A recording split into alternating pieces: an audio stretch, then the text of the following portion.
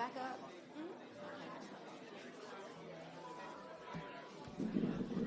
So how does this work? Do I just talk to this mic or this one? Okay.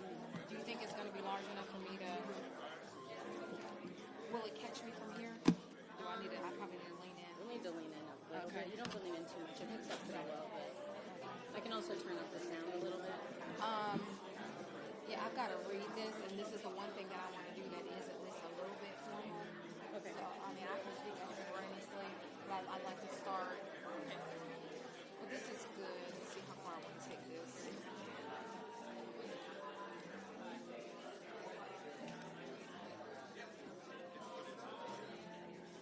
so I'm going to read this whole page. Okay. All right. I'll stand by. Okay, no, I appreciate that. Raise the volume if it's too. Okay, Are you ready? I am ready.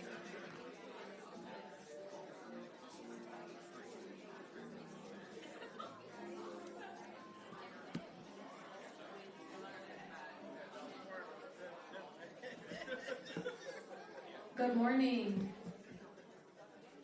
Good morning. First and foremost, I want to welcome you to GuilfordWorks' 5th Annual Healthcare Workforce Summit. Please give yourselves a round of applause for being here.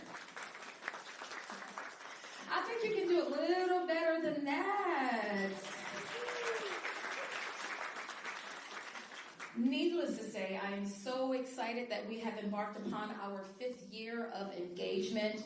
Truly excited about all that is going to take place on today, and more importantly, all that is going to happen in the way of workforce development, collaborations, partnerships, and all the amazing things that we can do here in the Piedmont Triad. All right. So what I would like to provide for you, for those of you who are new to this initiative, and those of you who may be returning but perhaps need just a refresher, I'd like to provide you with our purpose for why we do this and really what our role is in the healthcare workforce industry. But there's an amazing agenda that awaits, so I really do hope that you all intend to stay for as long as you can because we have an amazing agenda prepared for you. So let me start with our purpose. GuilfordWorks Healthcare Workforce Summit. GuilfordWorks is a local workforce development board with a group of community leaders appointed by local elected officials and charged with planning and oversight responsibilities for workforce programs and services in their area. In North Carolina, there are currently 20 local boards who are responsible for the following: developing local plans for the use of Workforce Innovation and Opportunity Act funds, oversight of the local service delivery systems, which is our local NC career centers, our operation centers, and also coordinating activities with economic development entities, employers, colleges, training entities, and community agencies. Members of the local business community represent the major aspects of our board, and all board members include individuals representing businesses and industry, economic development agencies, community-based organizations, education, organized labor, public assistance agencies, and more. Healthcare is the leading industry in our state and vitally important to the success of our local economy here in Guilford County. We recognize the importance of your impact as well as the contributions of our labor force. Our role is to engage with employers to gain understanding of the workforce development challenges and opportunities in healthcare from their perspective. So we are an industry-led effort, if you will. The GuilfordWorks Healthcare Summit is a curated platform to stimulate broader and wider strategic discussion from the healthcare industry's perspective and point of view. The itineraries will often include a deep dive discussion on healthcare industry needs, in-demand skills and jobs, training and development needs. We have prepared, as always, multiple panels of workforce experts, industry experts that will respond with roadmaps for solution. The overarching goals of this summit are to provide the following: to attract and retain new talent, to develop and grow a thriving workforce, to mitigate the costs associated with onboarding and training industry newcomers, and to meet the growing and increasing demands of the healthcare workforce in the next decade. What do you think about that? Awesome. So we could not be here if it were not for our sponsors and our partners. And so I would like to not belabor the point, and I would like to have our opening address by none other than Sarah Barker, who is the Director of Philanthropy and Public Relations from Piedmont. Please give her a hand as she comes.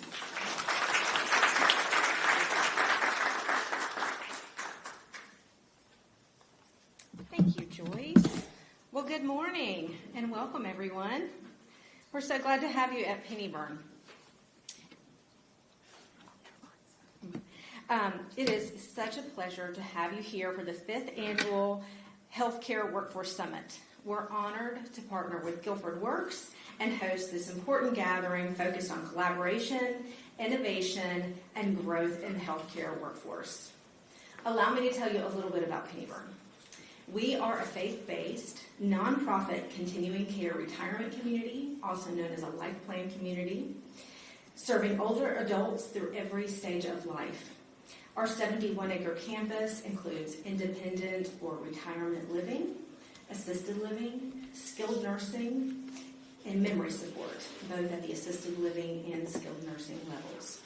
We offer short-term transitional rehabilitation at our Lillian Congdon Transitional Rehab Center, which is open to all residents of the Triad. At the beginning of October, we opened our Melvin and Ruth Witcher Adult Day Center to help support families of the Triad caring for a loved one at home. Our Adult Day program offers a full day of engagement, enrichment, and socialization opportunities for participants. It also offers peace of mind for their family who may still be working, or perhaps for a spouse who needs some time for self-care and respite. Each area of care we offer is supported by dedicated teams who see their work not just as a job, but as a calling, an opportunity to touch the lives of older adults every single day. We've been part of the High Point community for 78 years, and we're guided by a mission of demonstrating God's love for the lives that we touch. That mission drives every single thing we do, from clinical excellence to the way we nurture relationships among residents, family, and staff. Piedmont is proud to host today's summit because the conversations that will take place here today matter deeply to all of us. The ability to recruit and retain a passionate and superior caliber of employees is essential to fulfilling our missions. And the quality of the care delivered in every healthcare organization that is represented here today. When teams feel supported and inspired, they become deeply invested in their work, delivering better care outcomes, patient safety, higher satisfaction, and meaningful relationships. A captivated team, one that is connected to the mission and the purpose, provides care that is more compassionate, more accountable, and ultimately more transformative. Together, we share the vision of building positive workplace cultures that attract employees who deliver excellence and care to the people they serve in a place where they can grow, belong, and make a meaningful impact. My own journey to Piedmont began years ago when I was working for United Way of Greater High Point. Piedmont is a longtime United Way partner, and I was invited to help with the employee giving campaign rally taking place here. The moment I drove through these gates, I felt something special about this place. It was undeniable for me. Inside, I met staff members who spoke about their love with such love and such pride. Love for this place, for the residents, for one another. And I left that day knowing that somehow, someday, I wanted to be part of this team. That feeling stayed with me for years. And when my predecessor here retired, I was grateful for the chance to interview. For the last 4 years, I've had the privilege of serving here, and I can honestly say I'm exactly where I want to be. My story in many ways reflects what this summit is all about, finding and keeping people who are drawn to purpose, who want to contribute something bigger than themselves. That's the kind of workplace culture we all strive to create, one that attracts people through connection, support, and shared mission. We believe in sharing the purpose in our recruitment efforts and have created a video aptly named Join the Piedmont Team, and I'd like to share that with you now.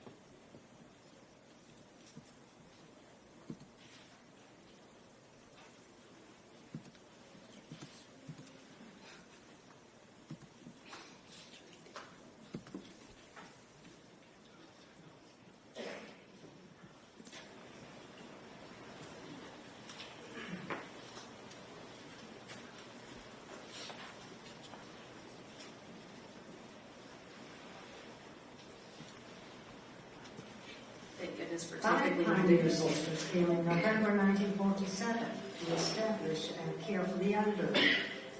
And this is where it all began. Now, 7 decades later, that mission has never changed. We always brought the same spirit of love and kindness, hospitality and care. And it's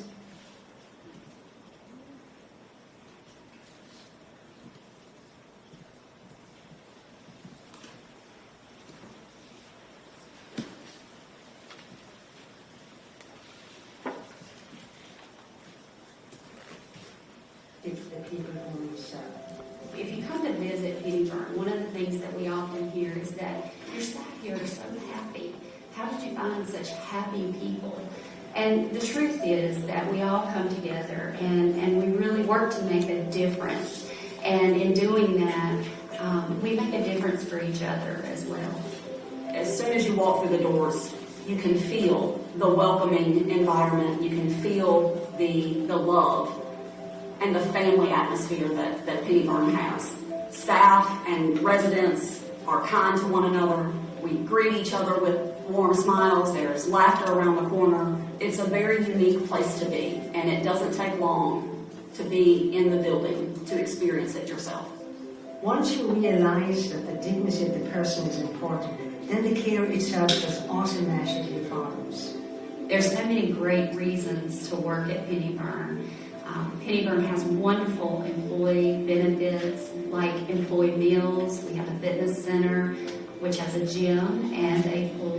We host fitness classes such as yoga that our employees take part in. We have massage therapy. We have walking trails. So many wonderful reasons to work here, but the most important reason is the heart of Piedmont comes across in everything that we do, whether it's with the patients and the residents that we serve or through the employees who work with us. Whatever the reason that brings you here, Piedmont is a wonderful place to be.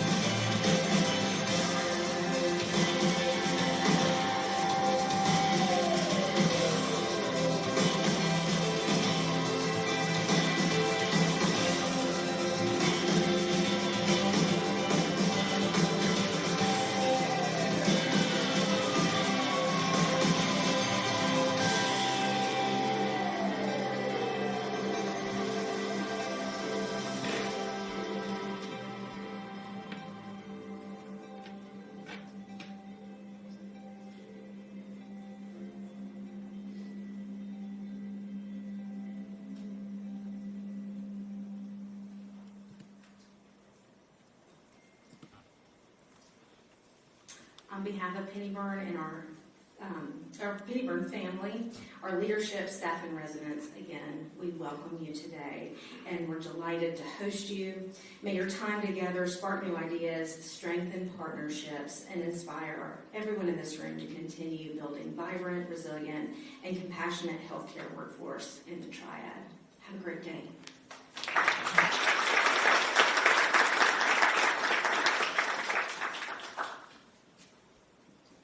Thank you, Sarah, and we are so elated and appreciative of your partnership and being our host on this year. All right, so up next, we are excited to learn about some labor market information in the person of Chi Wong. So let's see if we can get him.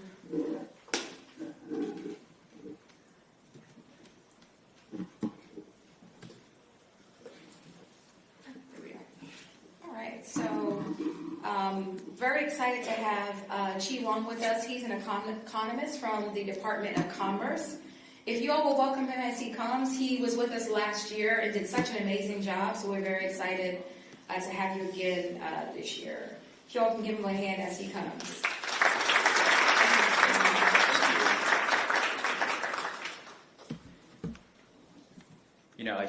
I noticed that we just got over some technical difficulties, and I'm hoping that, they will continue to be resolved as we swap out the computers momentarily.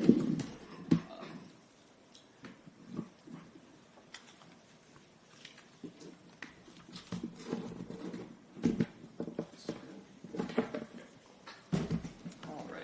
Go forward and backwards. Okay, cool. All right. Thank you so much, Joyce, for the warm welcome. Hello, everyone. Good morning. I'm really happy to be here. If you don't, so she kind of introduced me. I'm Shaky. I'm just as nervous as I was last year.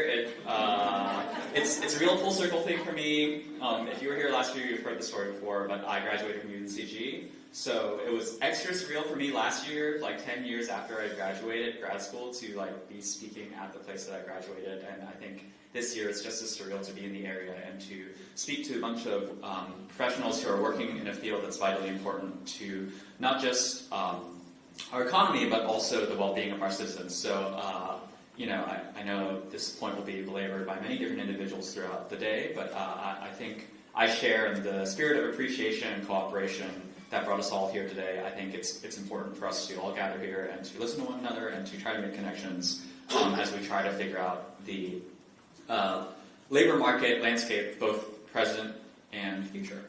So today I'll be talking about some trends, challenges, and opportunities in the healthcare workforce and the healthcare industries. And I love to kick off my presentations with an agenda and sort of a brief walkthrough. So to start, I'll be sort of talking about some high-level trends in the employment and demographics driving the employment. And then following that, I'll be talking about the specific workforce challenges. And finally, I'll be talking about what we can expect, as well as some current efforts that are going on in terms of understanding and analyzing the labor force. So, the high-level overview. At the very highest level, the first thing I'd like to point out about healthcare employment in the region is that relative to about 10 years ago, we've seen healthcare jobs grow more than the total in Guilford County. So if you'll see this graph, you'll see that the total employment grew by 7% in the last 10 years or so, with the obvious dip during COVID. And then in the same period, healthcare and social assistance grew by almost double at the rate of 13.5%. So there's this very large growth in healthcare, and you might be wondering why. Well, this is kind of a first I'd also like to contextualize, before we get into the why, I'd like to contextualize this by saying that this is a sort of national trend that we're seeing. So maybe 35 years ago, America was really a manufacturing country with a large swath of the nation being blue, indicating that the top employment was in manufacturing. Now, fast forward to 35 years later, and what do you know, most states in the U.S. are dominated by healthcare employment. And we see this kind of geographic spread of manufacturing, conversion, I guess, of manufacturing to healthcare in North Carolina as well. So again, left map, look at all the blue, all the manufacturing going on. And what do you know, 30 of those counties flip to purple with healthcare and social assistance as the top employer. And of course, this isn't counting the counties that might have healthcare and social assistance as the second largest employment sector in their county. So, so now we've talked about this kind of national context and this, North Carolina is part of this trend.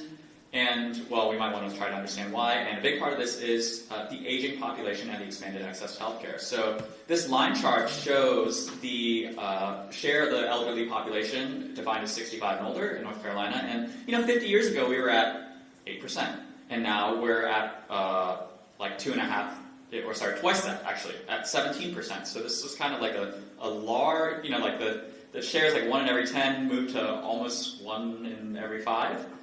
People in the state of North Carolina. So that's part of it. And then the other part of it is also we've gradually expanded access to healthcare through different legislative efforts, right? Both national and statewide. So you'll think about 1997, where we had the Balanced Budget Act that established the Children's Health Insurance Program for children that are in families that are make too much to be part of Medicaid but still can't afford health insurance for their children. And, the Affordable Care Act was passed in 2010, so that also expanded health insurance by offering marketplace options for lots of people. And, of course, as of most recently in 2023, there was the Medicaid expansion, which is still ongoing and is, of course, currently experiencing some interesting budgetary situations. I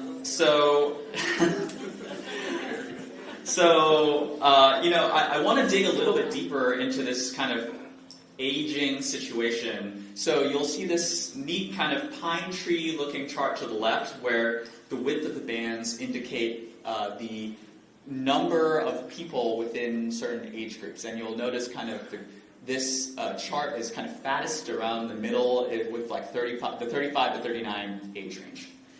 And about 20 years later, we have this, I don't think I'd really call this pine tree at this point. I call it kind of like a lovely little acorn. We have this beautiful little acorn that's kind of fatter at the top, right? Like there's quite a large share of people in the 55 to 59 range, and also the 65 to 69 range and 70 to 74 range.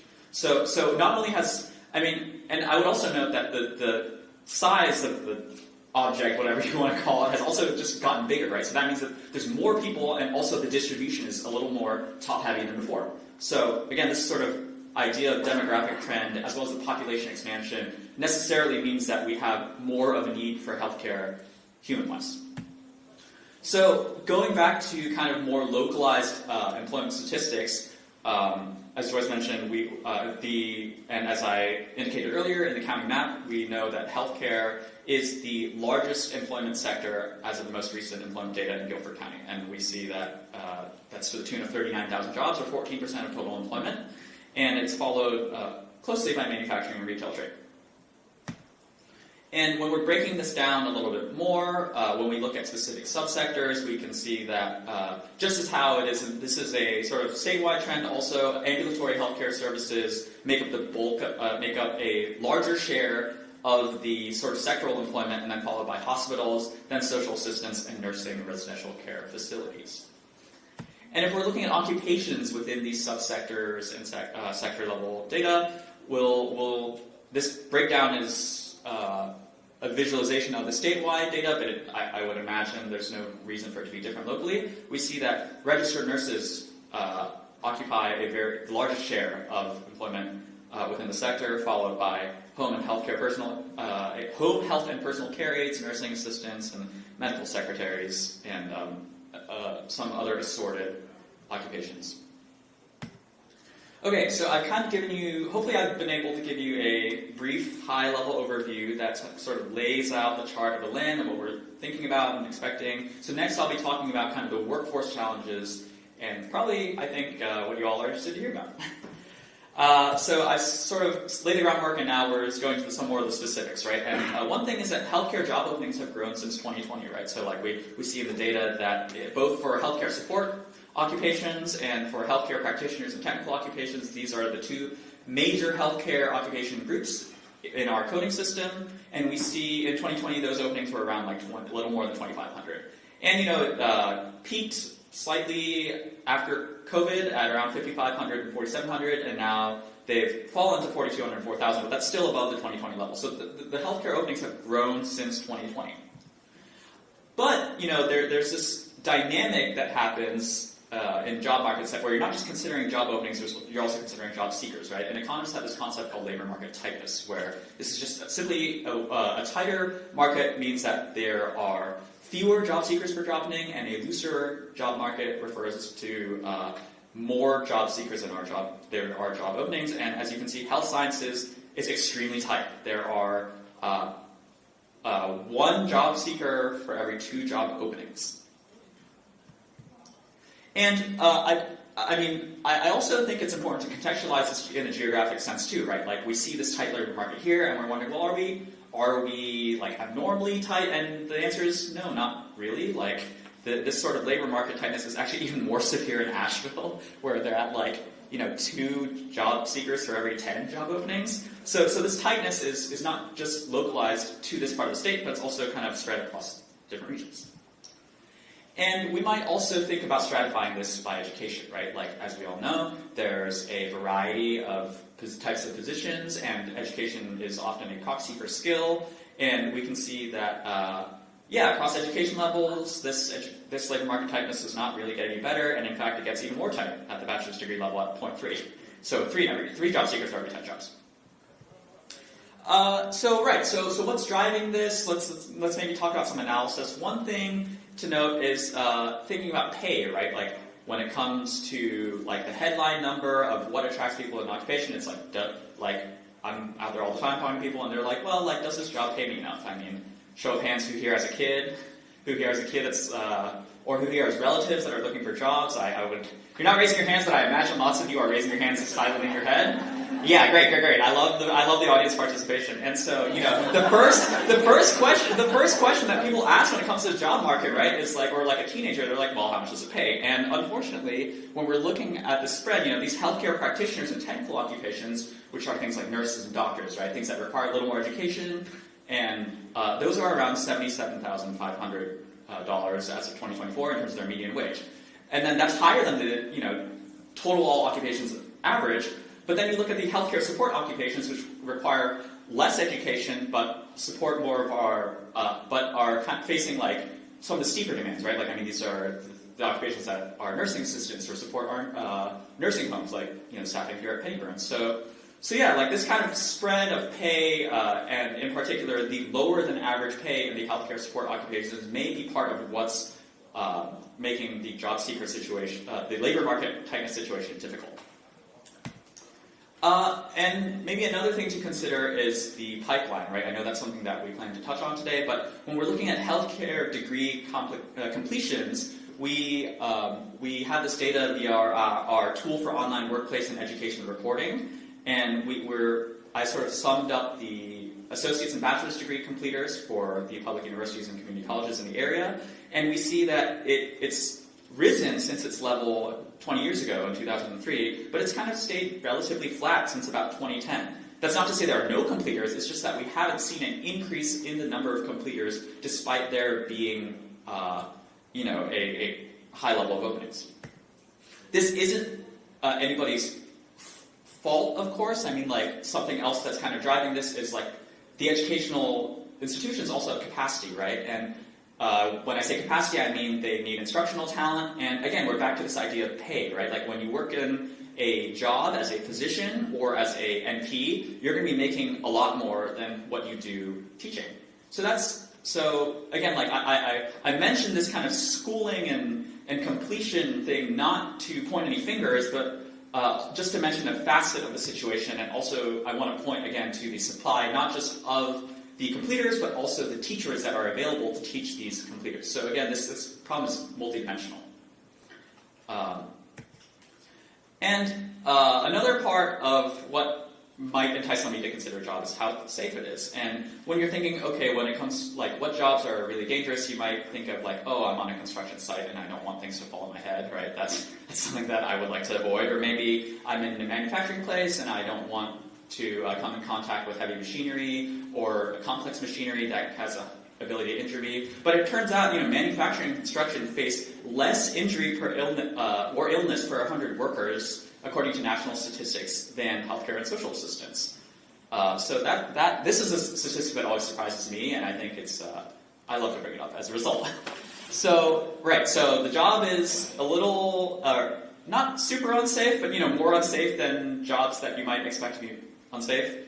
And there's this sort of constraints around completers as well as teachers, and then we also get to the idea of the employer needs survey data, right? So we have this employer needs survey that we run every 2 years. We're actually about to start another wave soon. And in this survey, we ask employers what the job seekers are telling them in terms of, like, okay, we offered you a job, but why aren't you able to take it? And they frequently cite many of these issues that have to do with services, right? Like they need childcare, or they need transportation, or they need help commuting such a far distance, or rather, like, the job that's offered is quite far away from them. So wraparound services, this is a word I think that's coming into the forefront of many people's minds when it comes to considering workforce challenges, and I think the data bears that out as well. And Last but not least, in this section, I'd also like to highlight that we have an aging healthcare workforce. So this map highlights the share of physicians who are 65 or older by county, and where darker colors indicate a higher share of physicians that are 65 and older. And a lot of this map is lighter colored, but in a lot of these rural areas, right, you see these darker colored counties. And in terms of the exact share, the darkest are around like half or more of the physicians are near retirement age. And the statewide percentage is still around 13.6%, so it's not like super duper high, but it's just worth noting that there's some notion of like an aging healthcare workforce that we need to consider, especially when it comes to the advanced talent. Okay, so I've laid out the high-level statistics. I've sort of talked about the present situation. Now I'd like to focus on looking forward. So we, at the Labor and Economic Analysis Division, produce these employment projections, and we do this at both the industry and occupational level. And at an industry level, in the Piedmont Triad, we project around 5,200 jobs, new jobs to be added to the healthcare and social assistance industry, which is only a tiny bit behind the accommodation and food services industry. And when we're looking at specific occupations, we, surprise, surprise, registered nurses are expected to have the largest net change, followed by nursing assistants and medical and health services managers, NPs, and medical assistants and physician assistants. Of course, you know me, I love to add some context to this. So we are seeing a need for registered nurses, but at the same time, according to some national projections, there's actually still going to be a shortage in terms of the supply versus demand. So here the data shows that in 2033, it's expected that we'll need 122,610 registered nurses, and we're at an expected supply of 98,000, a little more than 98,000. So there's some, not small gap, I mean like 20, off the top of my head, like 22,000-ish, 25,000-ish. So. And this is a very topical discussion. There's a AI speaker here today, and of course it's popular in the general economic situation because of all these companies and ventures popping up. And so we might want to ask, okay, well, what about artificial intelligence? Like, should we be worried that the robots are coming for our jobs? I think this is a real point of contention, and the research is inconclusive because it's very new. But what we can say in terms of like present employer sentiment is that we are. It doesn't seem to be extremely prevalent right now. So in comparison, say like the information businesses, which have like 1 in every 4 businesses reporting that they expect to use AI within the next 6 months, we see that healthcare and social assistance is at half that. So like maybe like 1 in every 10 or so. So AI might be coming for our jobs or might change our jobs, but as of the present, we don't expect to see too many healthcare businesses adopt AI. And in terms of, so we're not just thinking in terms of numbers, we're also trying to think strategically, and I'm sure people, hopefully people who are embedded in this are aware of kind of one or more of these reports that are highlighted here, but we have this Governor's Council on Workforce and Apprenticeships that has created this report on workforce development goals. We have a caregiving workforce report, which was produced by us at the Department of Commerce in cooperation with the DHHS. And also there's this child care and early education report, again, produced in cooperation with other entities like NC Child. So, in closing, this high-level overview of like job growth focuses on how we have this healthcare and social assistance industry being the largest industry in the area. And in terms of what explains this, well, it's the tree to acorn phenomenon of the population getting larger as well as the older share getting larger, and also the expansion via the CHIP as well as the ACA and Medicaid expansion. In terms of workforce challenges, right, we have this labor market tightness. We have this difficulty in terms of instructors. We have the pay due to the pay situation, and of course, speaking of pay, we always have to think about the potential pay that job seekers are facing.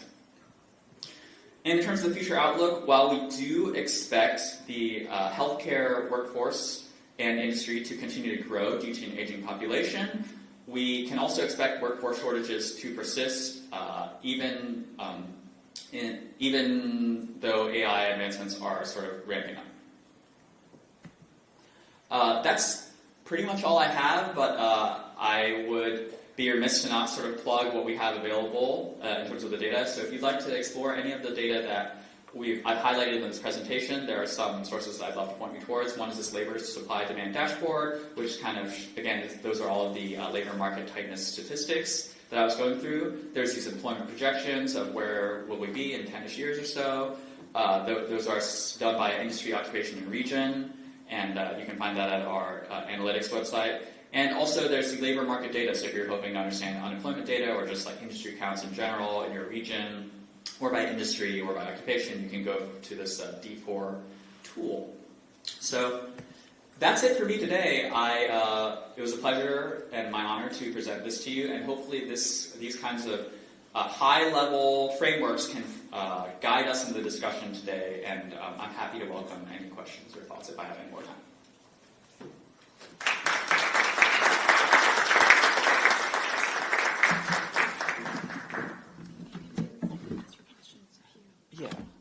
Yeah, so happy to take any questions if people have any.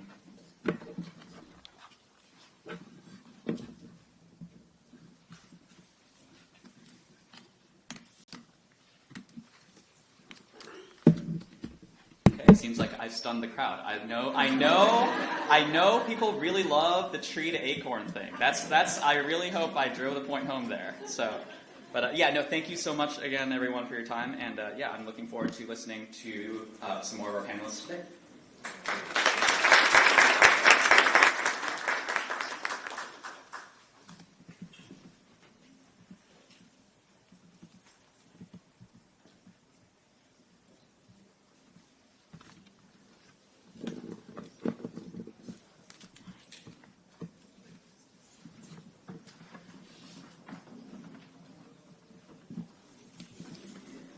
So let's thank Chi again for his presentation.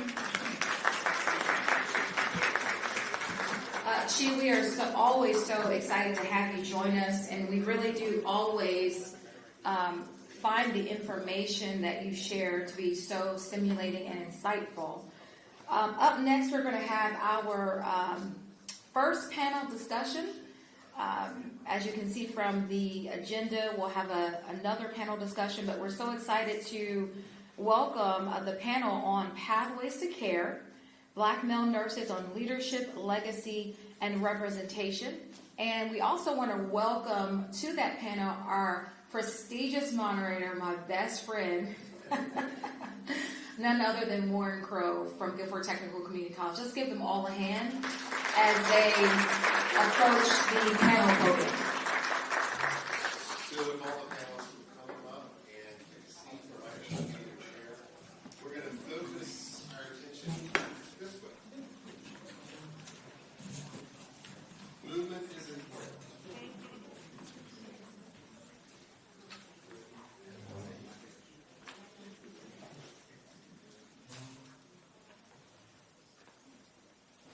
So as they're coming up, a couple of things to share. Number one, math is hard. That's why we have cheat. What's always interesting to me in healthcare is if you control the denominator, you control the outcome of the equation. Think about that. It matters what you put into the denominator. That's what controls the equation. Part of being in the denominator is inclusivity and diversity. Healthcare historically has lacked that for a great period of time. And when we think about opportunities, when people come to me and say, the pipeline is at a drip, where's the faucet? Turn it on, please. I am always asking people, which faucet are you trying to turn on?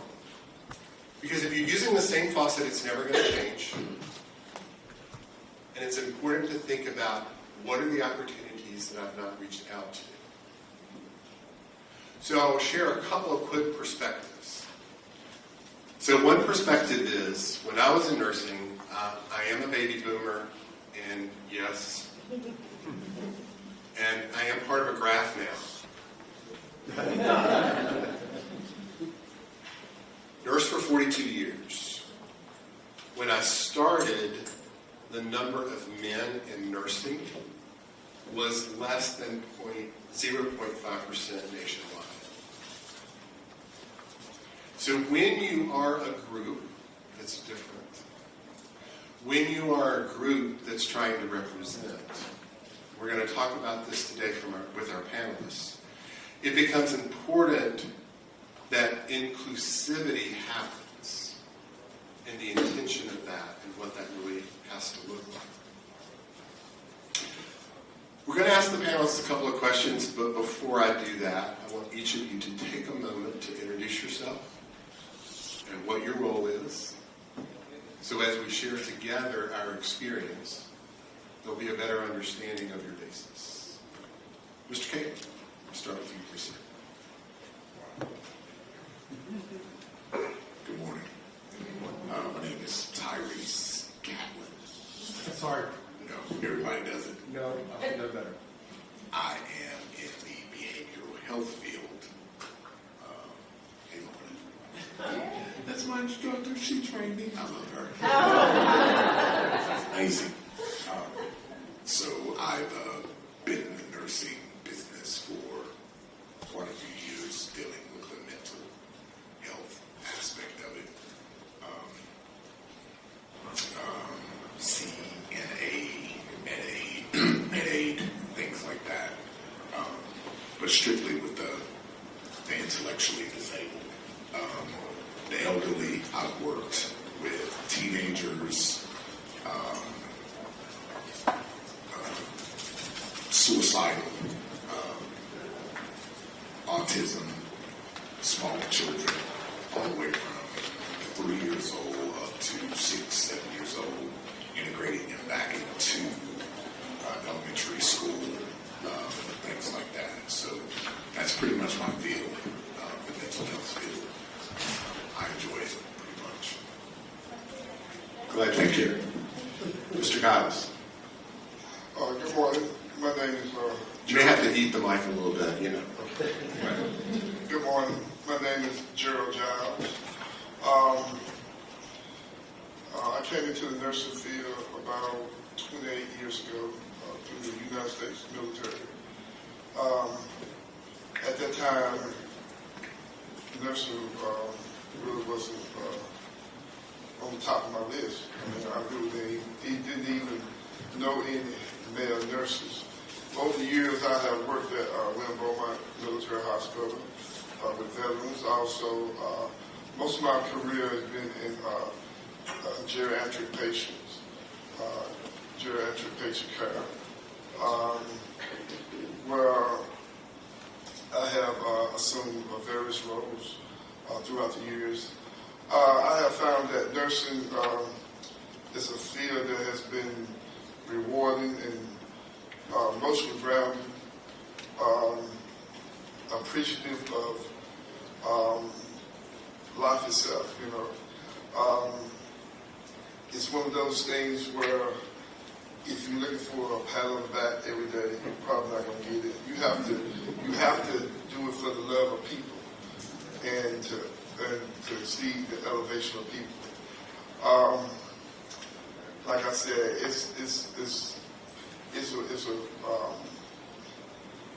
this field has taught me many life lessons. You know, I tell my family, especially my mother and the family, all the time, you know, when we look at life, we have to really appreciate the health that we do have, because we see so much in today's time. One of my biggest things that I think that I have struggled with in nursing is seeing the patients, the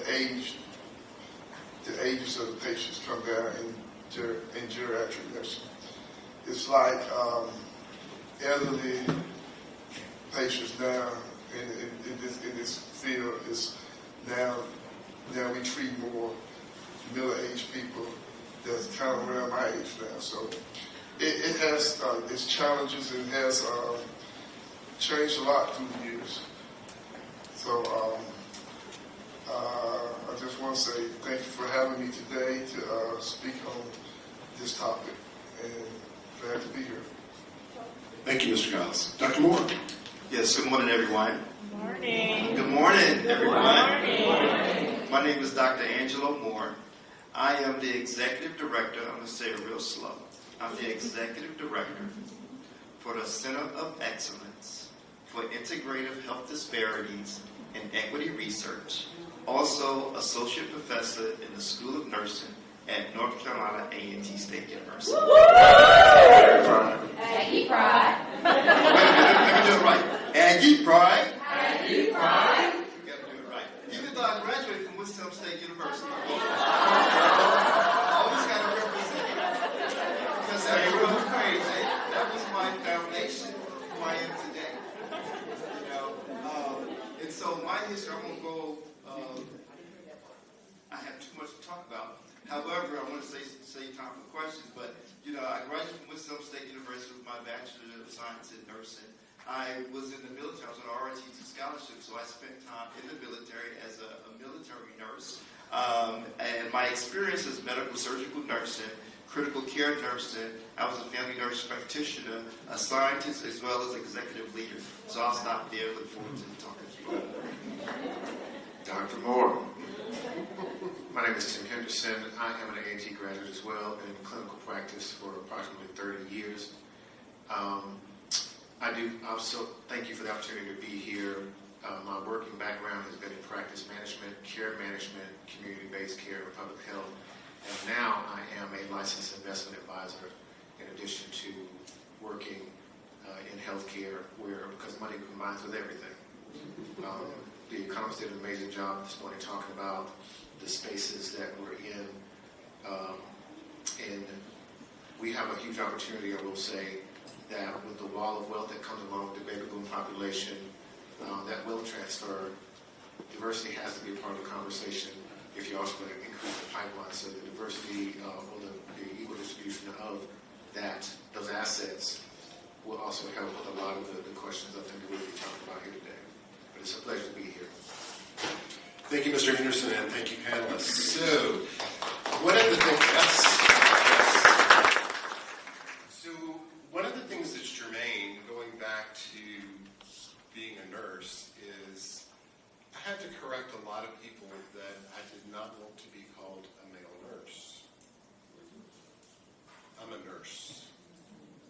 Happens to be male. But it's very interesting how people have to tag adjectives on your profession. We're not going to dance around topics today, so get ready. Dr. Moore, I'm going to start with you, if I may, please. What does education have to do today to recruit more people of color into healthcare professions? Yes, we have to be intentional. It has to start early. Elementary school, middle school, exposing our students to people that they can identify with. You know, a lot of times I tell individuals, the school system seems to me has been set up for females because males do not like to sit there all day. That's just not how we operate. We like to do things with our hand rather than channeling or organizing our education system where we can take advantage of males. We have the tendency to say that they are irritable, they're overactive, they cannot sit down, so we end up putting them on medication. But at the same time, we need to make sure that our educational system sets males up for higher education. Oftentimes, they're not taking the right classes. So even though they have the intellect, They have not been exposed to those things that will help them become successful or to be competitive at the higher levels. So we need to start at the educational, the young educational level. But like I said, we need to be intentional.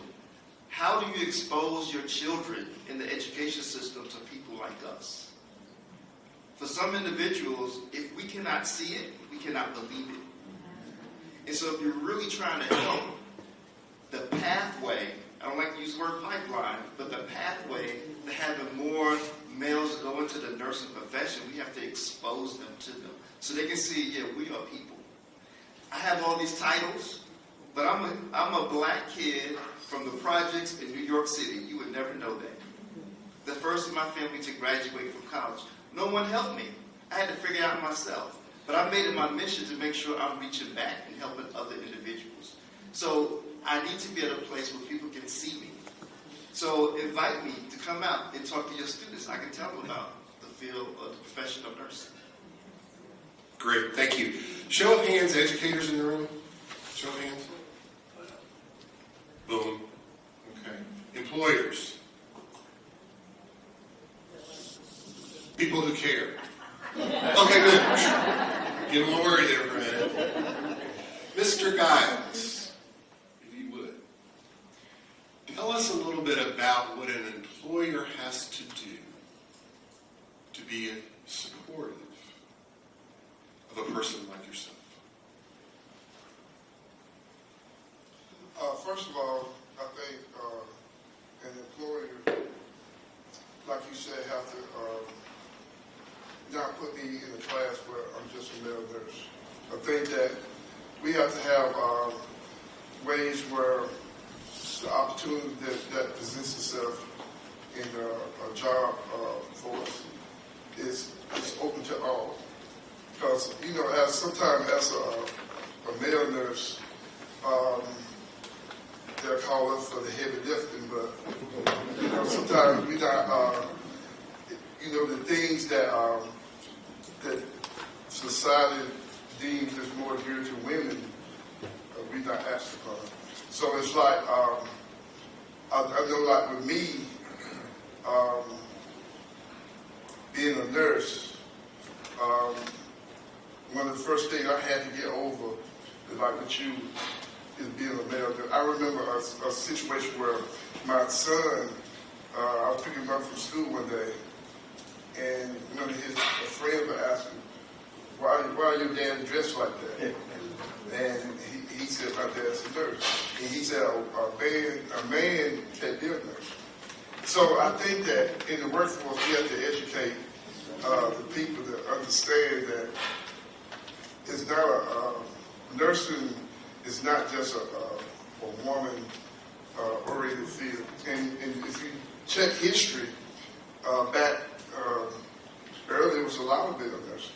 You know, war and other things that take men away from job situation was one of the things that helped bring women into this workforce.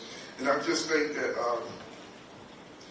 we have to do classes that help, like where I work, to help even the patients, you know, to be more sensitive to male nurses, because that's one of the main things that I had to learn as a young nurse, being a black nurse, big guy, how to, what's the word? How to approach and, approach and be, in a way where I'm not, where the patients will receive it. You know, so I think that we have to have more education in the workforce as far as, you know, like having stuff where male nurses are involved in a leadership role, and not just, because most times when they see me, they say, well, that's the doctor. Well, I'm not a doctor, and I'm proud to be a nurse, because, you know, it's a job that everybody can do. So I think that through education and recognition of not just being a male nurse, but just a nurse, and that way we get a fair shake. Because I think that sometimes being a male nurse isolates us and put us over in this category. Truth. So I failed to start my lecture, because that's what I do for a living, with the 3 sentences I always say. Listen for the story, listen for the song, find the truth. Truth. Yes? Truth. Tyree, your turn.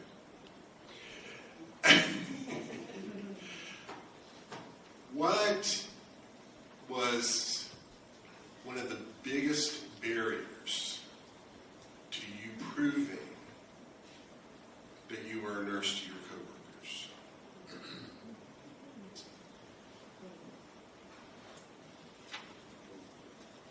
It was almost like Gerald said, the majority of my coworkers are women, pretty much. So when and these are my circumstances, so when I would go to work, or when I first get to work or got hired at the majority of the facilities that I worked,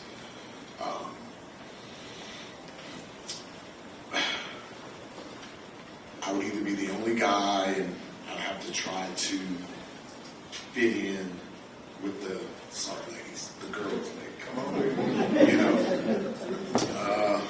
and that's hard to do when you're the only man, and just when you think that they need you for something, it's move this chair, and then you're waiting on a thank you, and everybody's kind of off doing their own thing, and then when it's time for you to prove that you're a real nurse, like Gerald said, you know, take Miss Fanny, who's 84, she's from the Deep South, and she's an older white lady, and she sees you, and the first thing she does is go, no, you can't take care of me. So, can I get somebody else? But, you know, there's no one else to help Miss Fanny. So, you know, our team is depleted, so I have to help her. So, I have to do my due diligence to win over patients, regardless of what I look like. So I have to prove to my team and whoever I'm working with, be it white, black, male, female, that I am a nurse and I can take care of them. You know,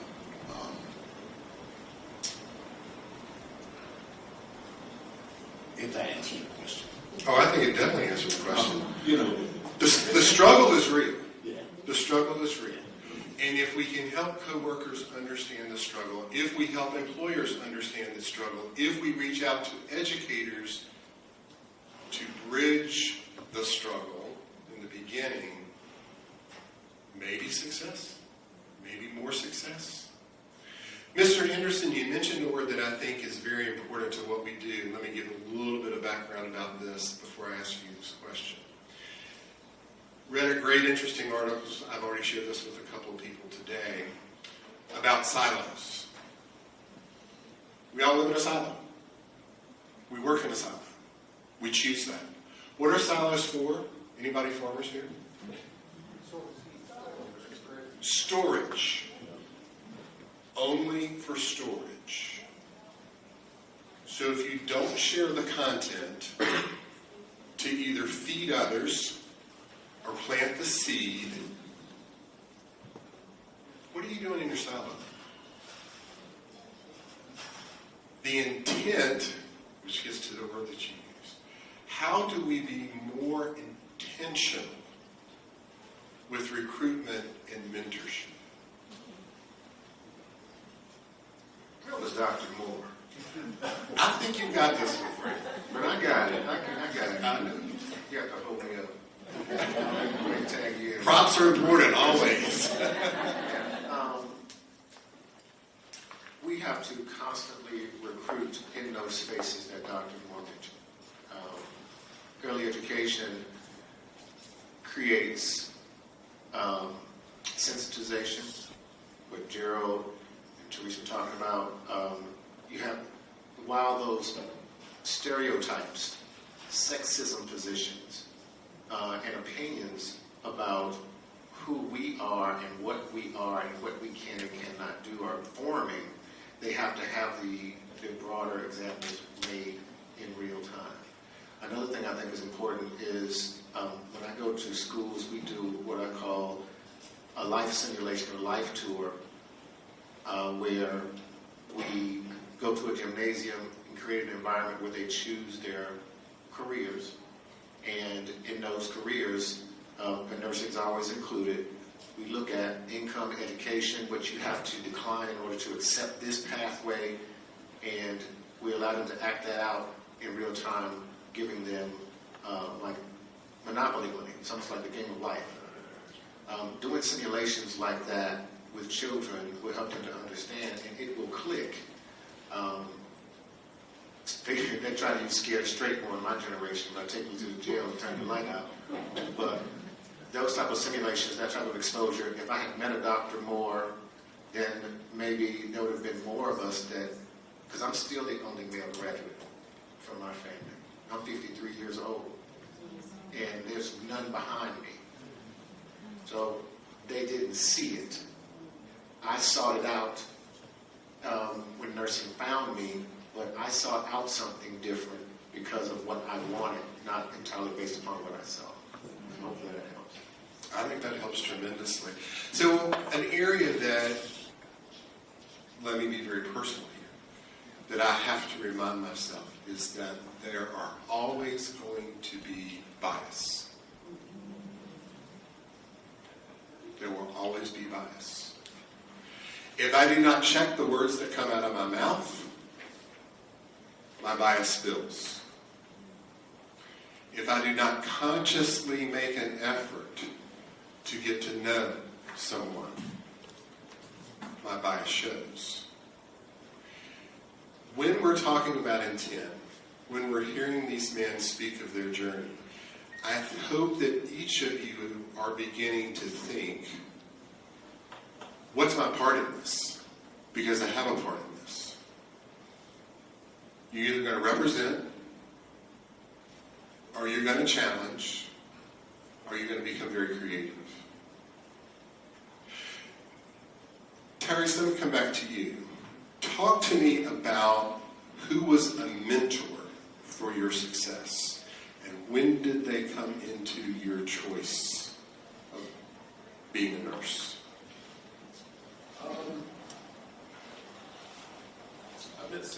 I've met several people along the way.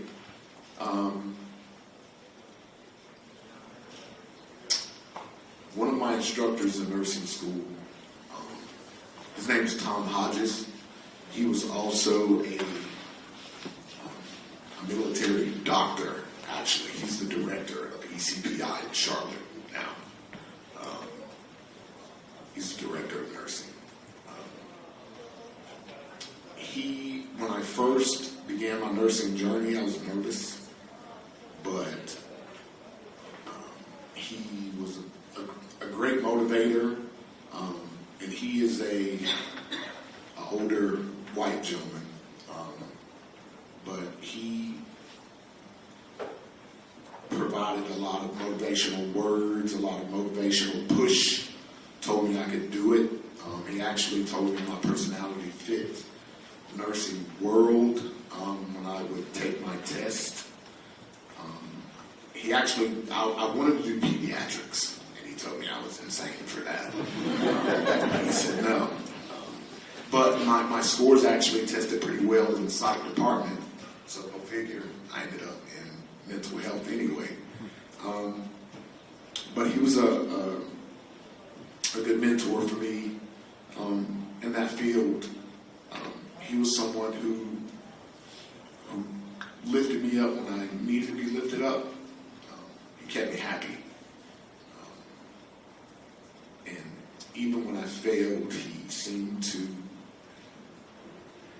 I guess, pick me up, tell me it was going to be okay, told me about his failures because he's been in war and obviously people died. So those were his failures. So, and he had to pick himself back up because in war you can't pause. somebody dies, war keeps going. So that's the kind of mentor that I had in the beginning. Good leader, good leadership. I'll never forget him. So that's the kind of guy. Great. Thank you for sharing. Dr. Moore, do you see yourself as a mentor? Yes, I see myself as a mentee and a mentor. No matter what level I'm at, I'm always learning and I'm always trying to help someone move forward. I want to make sure that I know a lot of spaces I was the only one. I want to make sure that people don't experience what I experienced. So that's why I spend a lot of time mentoring people, not even in nursing, but generally, because I'm a black male. I don't apologize for it.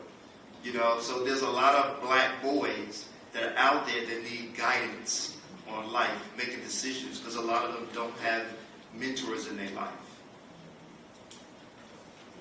I think it's important. I ask this question a lot.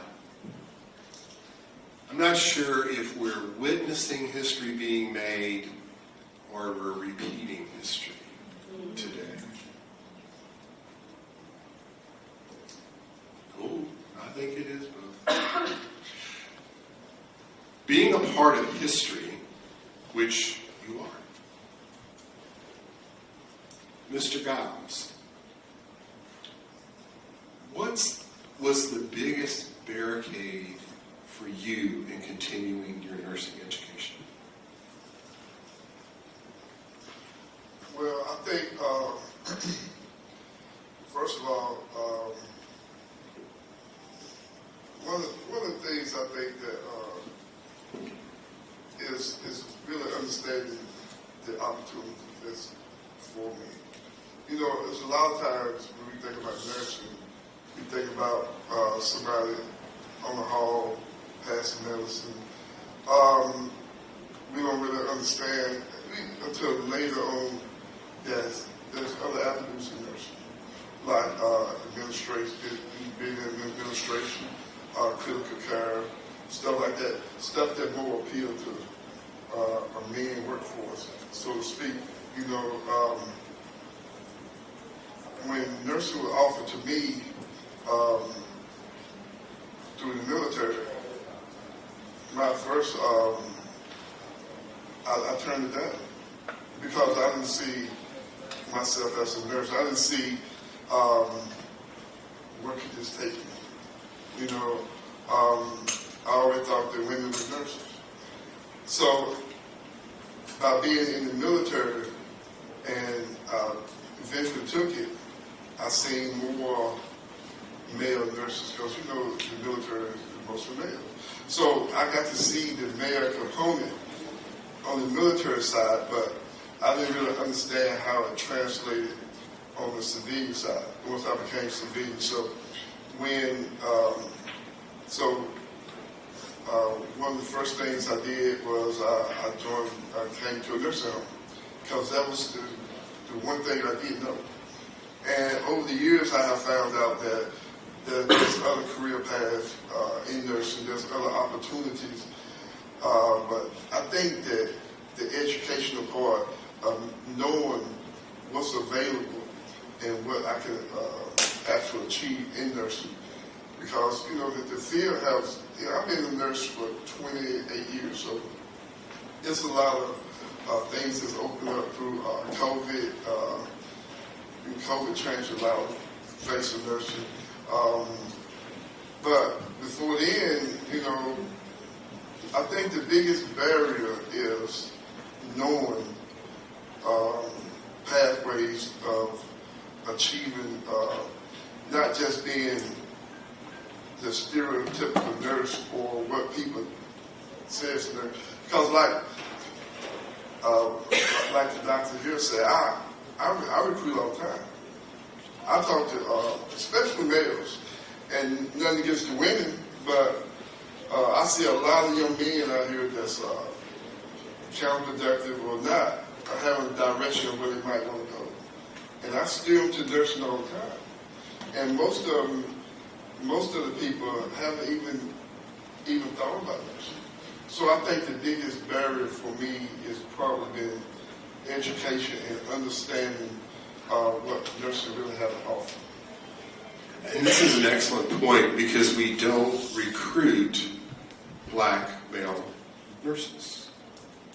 Doesn't happen. Either intentionally or unintentionally. Would you agree?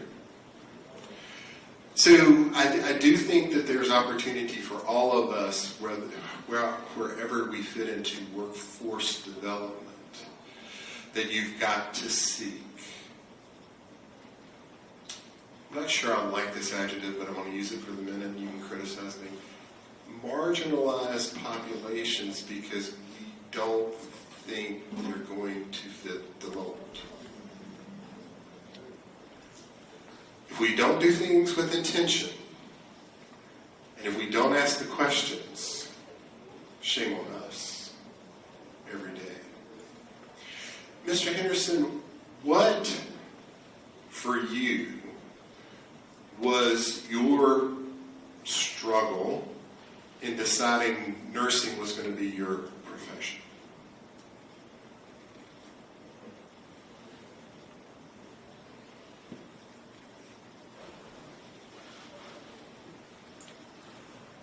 I don't think there was a struggle as much as a child, my grandmother was a missionary. She sat in the church on the right, about 20, you've been there, about 20 women all in white, every fourth Sunday or so, and she deployed her grandchildren into the community to do what I later understood was CNA work, sonic work, and the boys, without exception, we were helping to do things that were not gender specific. We were cooking in those homes, we were caring in those homes, helping retired seniors and disabled church members to do a lot of things. So I was nursing before I knew what it was.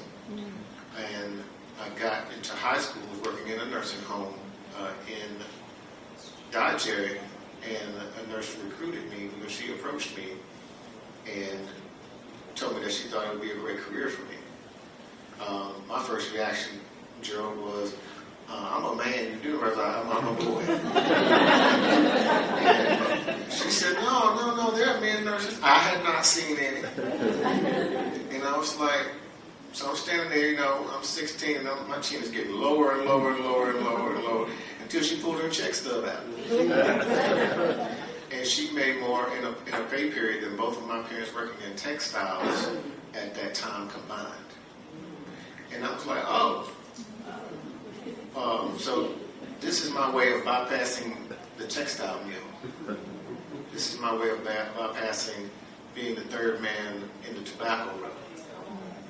So that's how nursing found me.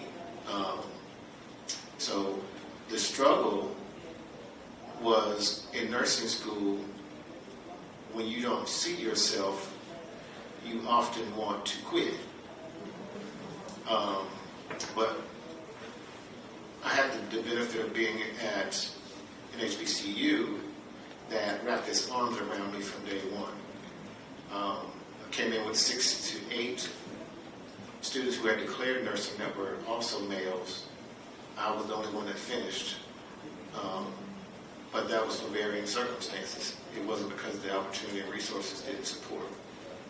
But it's easy to lose your way. The other struggle was financing going to school. I worked through the entire time. That's not to celebrate, that's to educate. We were splitting promissory notes the whole way, Dr. Moore. You pay half, work, pay the other half. It was like trying to get there to pay the light bill before they turned the lights out. So did that through school because I was determined, and I had so many other people that were supporting me. And they were family members that were supporting me. They had not gone that path, so they could only help so much, but they were encouraging. And so not a huge struggle in regard to choosing nursing. When we were recruiting, any of us, we could tell you, when we were recruiting, you can see it. Yeah, you can see it, and you have to point someone that you see has that gift for it in the right direction. And we would like to have, through employers and educational structures, we'd like to have a vehicle to plug them into at elementary, middle school, high school, the CNA. For those of you that are employing CNAs, those are your nurses. Yes. Those are your nurses. They just don't know how to map it together. It's the single mom with 2 children that's trying to figure it out. She needs on-site childcare and things like that. That's really the struggle, if you really want to talk about what's the struggle. I used to be in school, like, there were children between people's legs coloring while we were in 90-minute lectures. Those are the ones that had a struggle. And they were working, like I was working as a CNA through school and figuring all of that out. So that was also encouraging to me. It was inspiring to me. So I married one of them on purpose. This is my study buddy. So, yeah, absolutely. So, hopefully that helps. That is awesome. I totally agree with you. So I think one of the things that, let me give a little bit of personal here. My father was military. I really grew up with my maternal grandparents who lived in Laurinburg. I don't know if you know much about Scotland County, but it's primarily tobacco. When I was growing up with them, you did not stay at home, you worked in the field. I stood out. However, greatest lessons I learned from those men that I worked with impacts the work that I do today. My students are in my office. I ask them 4 questions every time. I don't care if you're there for me to be fussing at you or for me to be praising you. Do you have enough food to feed yourself? Because you feed your family first. Do you sleep where you control the temperature? Because most of them don't. When's the last time you thought about suicide? Real, Tyrese? Real. Mental health matters. And last but not least, what's going to keep you from being successful in my class? Never are any of those 4 questions left unanswered. But what I learned was, if I don't ask the question, it's not going to be offered. Because there is self-worth in an individual not to share their struggle. I need you to tell me the struggle because then I can help you with your hope. If you don't share your struggle, I can't help you with your hope. So, Gerald, what's your hope?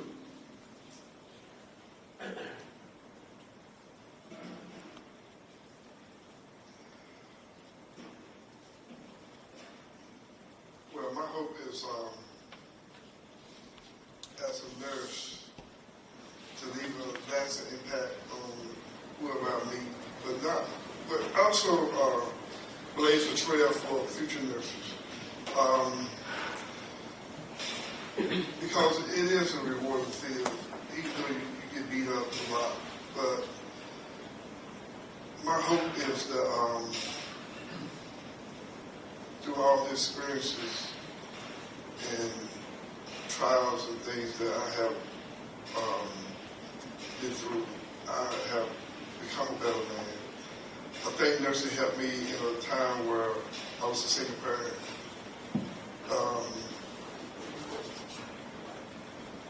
Being a single parent and an ex-military man, I had the discipline down pat. But the nurturing part, that was a struggle. And I'm proud to say that I'm a more balanced man now. As far as I tell my kids, I tell my oldest son, I'm sorry, I'm a better father than I was when you was coming. And I learned a lot of that through nursing. and having to care for people and having to be in a space where I have to be firm, but also I have to be vulnerable and to be and to share. Because, you know, as a male nurse, even as a nurse, period, everything don't go anyway. As far as like things I have to deal with, it's a burden that we have to bear. It's a load that we carry. We might have a patient that it didn't go out with that, and to be able to carry that and to show vulnerability and realize that we are people. So I think my hope is that through my struggles and trials that I have become a better man for not just to work for society as a whole. Breach.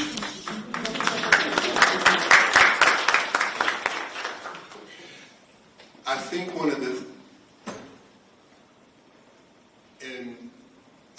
of the struggles for men and black men is being comfortable being vulnerable.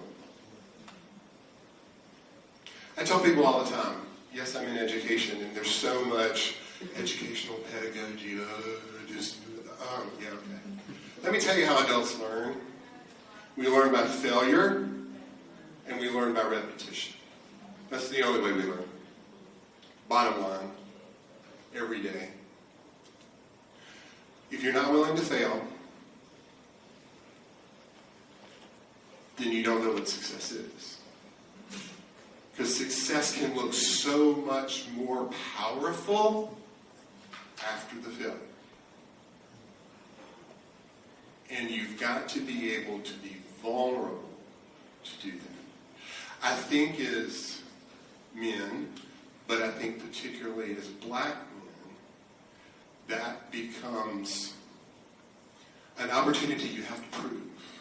Would that be fair, Mr. Henderson? We don't get an opportunity to do that, Jim. I mean, everything, while you were saying that, everything in me was at the barbershop with my uncles.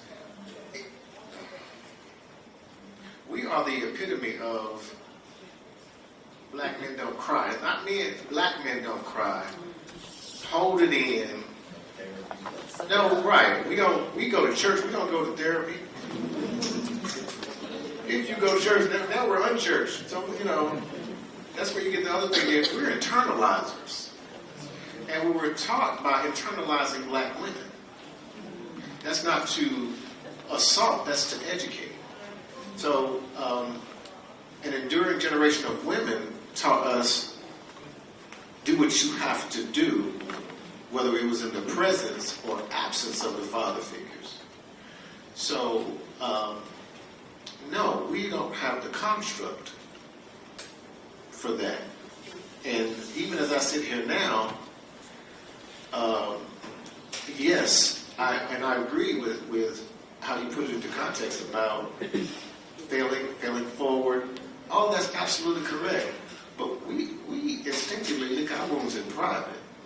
You know, our peers in nursing will go into the nursing, into the med room, and they'll have a, you know, they'll go in there and they'll have a yaya sisterhood moment, and they'll come out and their eyes are red, and you know, and yeah, I've been swimming the estrogen ocean a long time.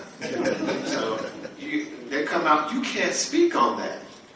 Now, if you do that, you might get a rub on the back, but the next time an opportunity for leadership comes along, I don't think we can go another way. Right, he's emotional. Basically, you're weak. Just like the men that we dominate at home, because we've been leaders as nurses all day. The females have been leaders all day in nursing, so that's what they instinctively do. It's difficult to turn off on the drive home. So functioning in that space, we're trying to function there, and we just have to do it differently.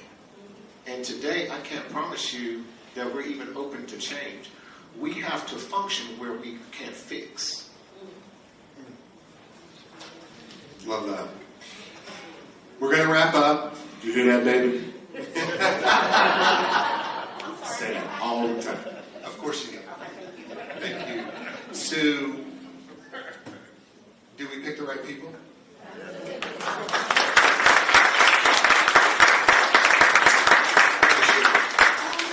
actually loud, so I don't know.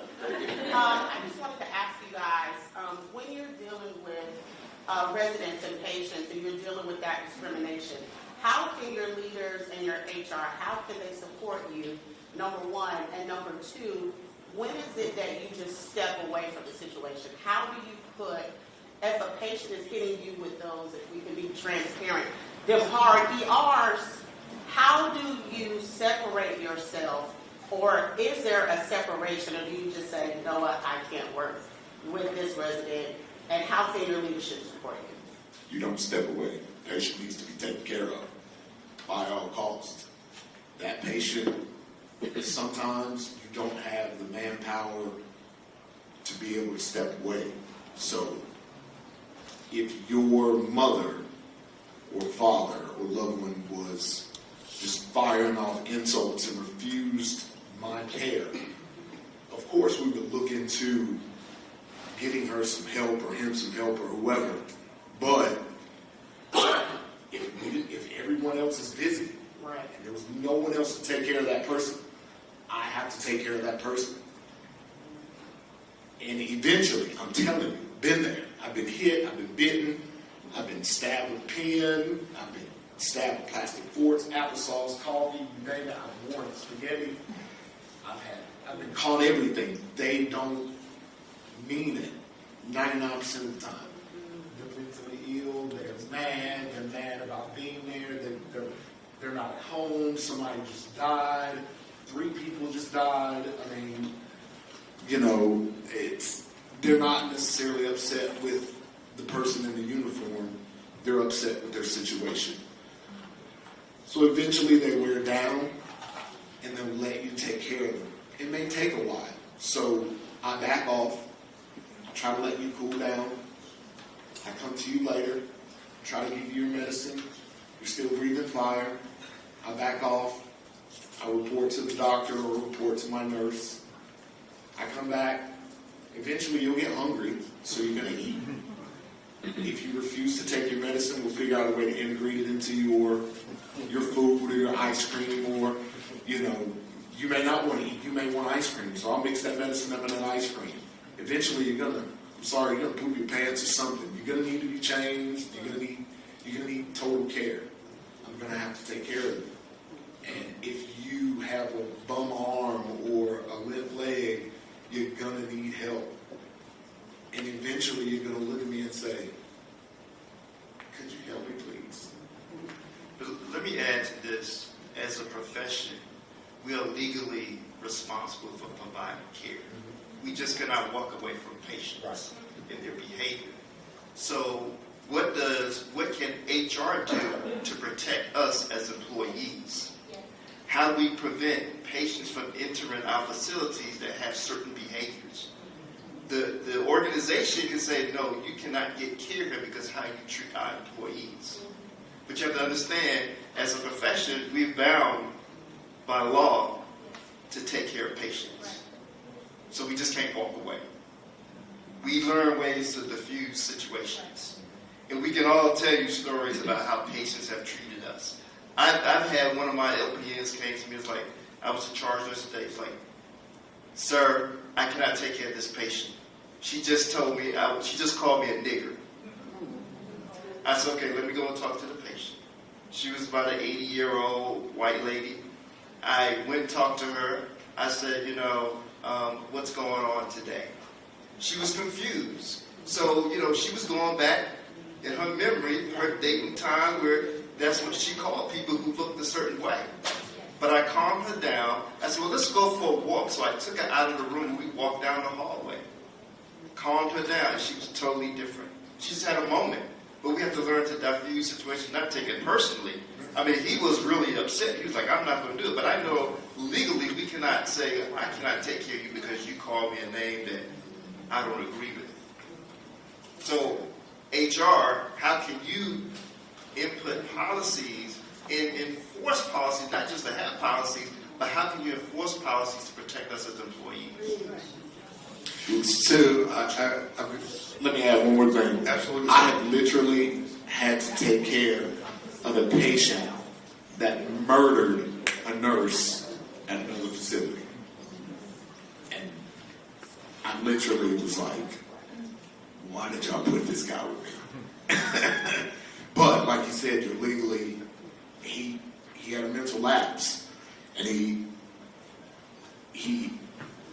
committed homicide in another city, and they brought him to our mental facility, and I was the one that drew the straw that had to take care of this person. So you have to take care of him. So even though he just literally killed another nurse in another city a couple of weeks before that, so you can't walk away from that. So Thank you for sharing that. So I need to wrap this up in the interest of time. This could be a seminar in and of itself. Every day. I am grateful for you all. I'm grateful for what you shared today. I'm grateful for your experience. And I'm grateful that you serve as mentors in a profession that needs people. Please thank them.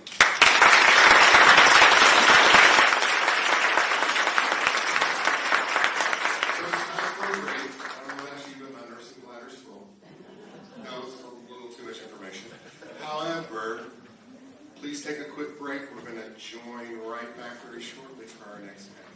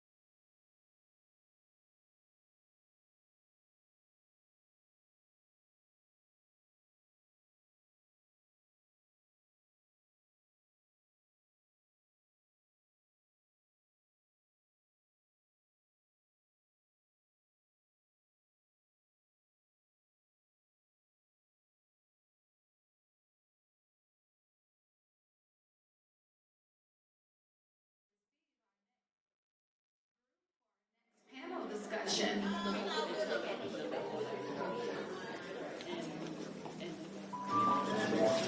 At this time, we're going to ask our panel members to approach the panel stage.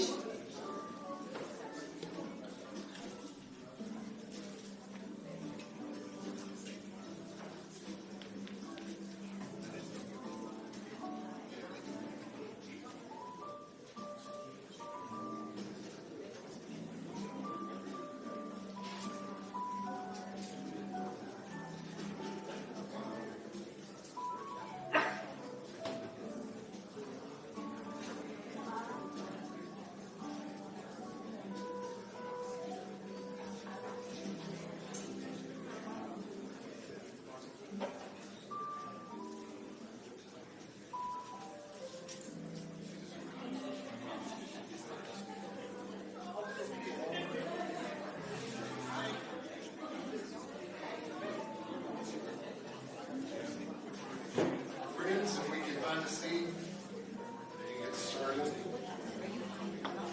Time matters, so I'm trying to keep us on time. Good luck, friends. As much as I talk, good luck. Try it.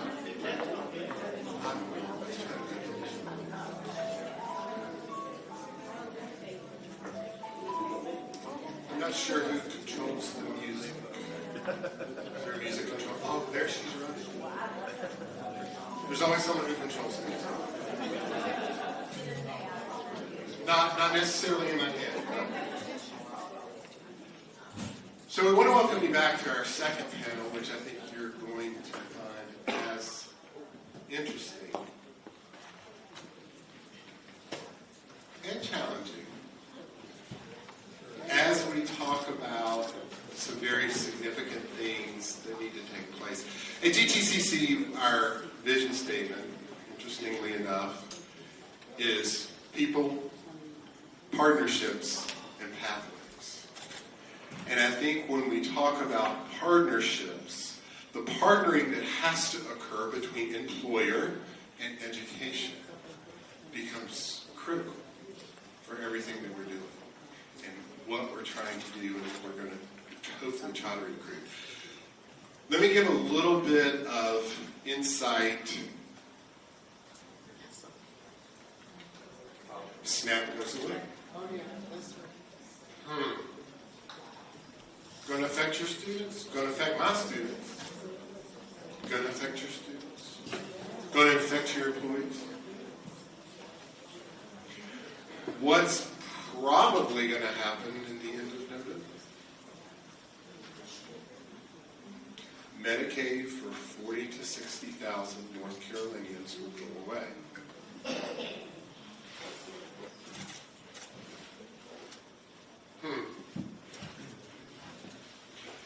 Those two things are probably, and transportation, those three things are probably the biggest wraparounds that education struggles with. And employers, don't let me leave out employers. Because if you're in my seat and you're hungry, if you're in my seat and you can't breathe for coughing, we've got a problem. Because your focus is not going to be in education. So where are we today in breaking down the silos between education and employee? I want each of you to introduce yourself and share where you come from, your perspective. Let's say that. So, good morning. My name is Letitia Glenn. I work for Novant Health. I'm a director of operations for our Community Health and Wellness Institute, which basically means that I support all of our practices that are primary care, rheumatology, dermatology, and endocrinology, as well as post-acute care in Winston-Salem. I cover the Greensboro area as well as Davidson County. I come in from my perspective as an administrator in healthcare. Good morning, family. Good morning. Thank you. I am Dr. Tiffany Morris, the Director for the School of Nursing at North Carolina A&T State University. Thank y'all so much. Aggie Pride. So I have 8 years in the North Carolina Community College system. I have 8 years of experience at the public university, the UNC system, and I have 3 years in the independent North Carolina Council for Nursing School program. So when I say been there, done that in all of the industries, as well as my clinical career. So I think it affords me to have a good perspective on systemic barriers when it comes to education and how we can collaborate. And shout out to my partner, David from GTCC. So glad to be here. Hello everyone, my name is Lauren Penix.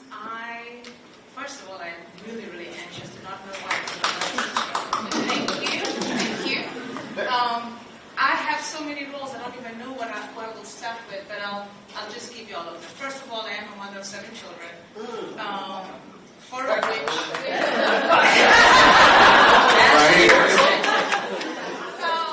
I have a son in the beginning, son at the end, and 5 girls in between. Our oldest is 21, so that tells you when I was graduating high school, not high school, but nursing, I was pregnant.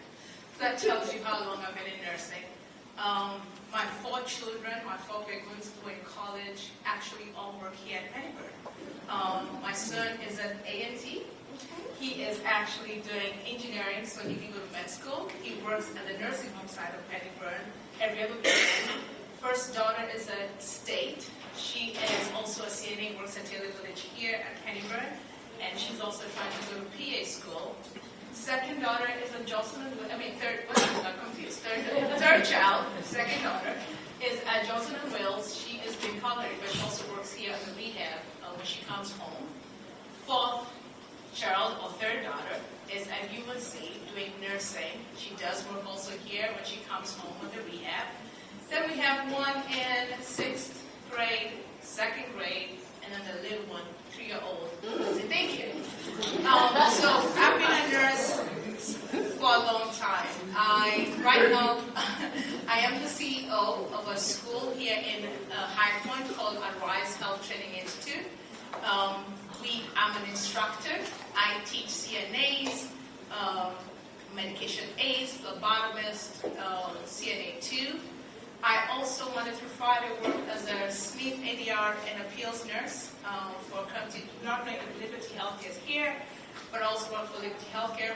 For some of the nursing homes, if there are any here, I'm also a state surveyor, so some of you might have seen me giving you a citation. I'm sorry about that.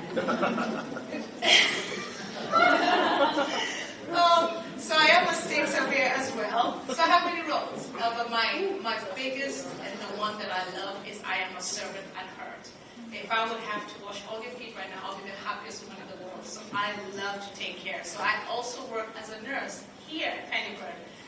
Every other weekend night shift, just Friday and Saturday night, because I still want to keep up with my skills. I still want to be connected with my students when I'm teaching them, to tell them the real way how things are done, and to keep up with the change, because healthcare is changing. So I do all of that. So that's me. So I am one. Well, I feel like I'm the least dynamic. Joyce, Mr. Economist, I need you to stand up and throw up a G since Aggie Pride, I'm from UNCG. Yes, Smart Spirit.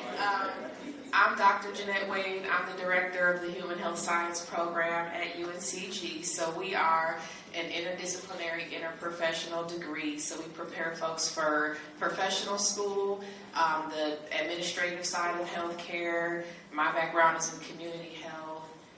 My kids are just in school still figuring out who the heck they are. And that's me.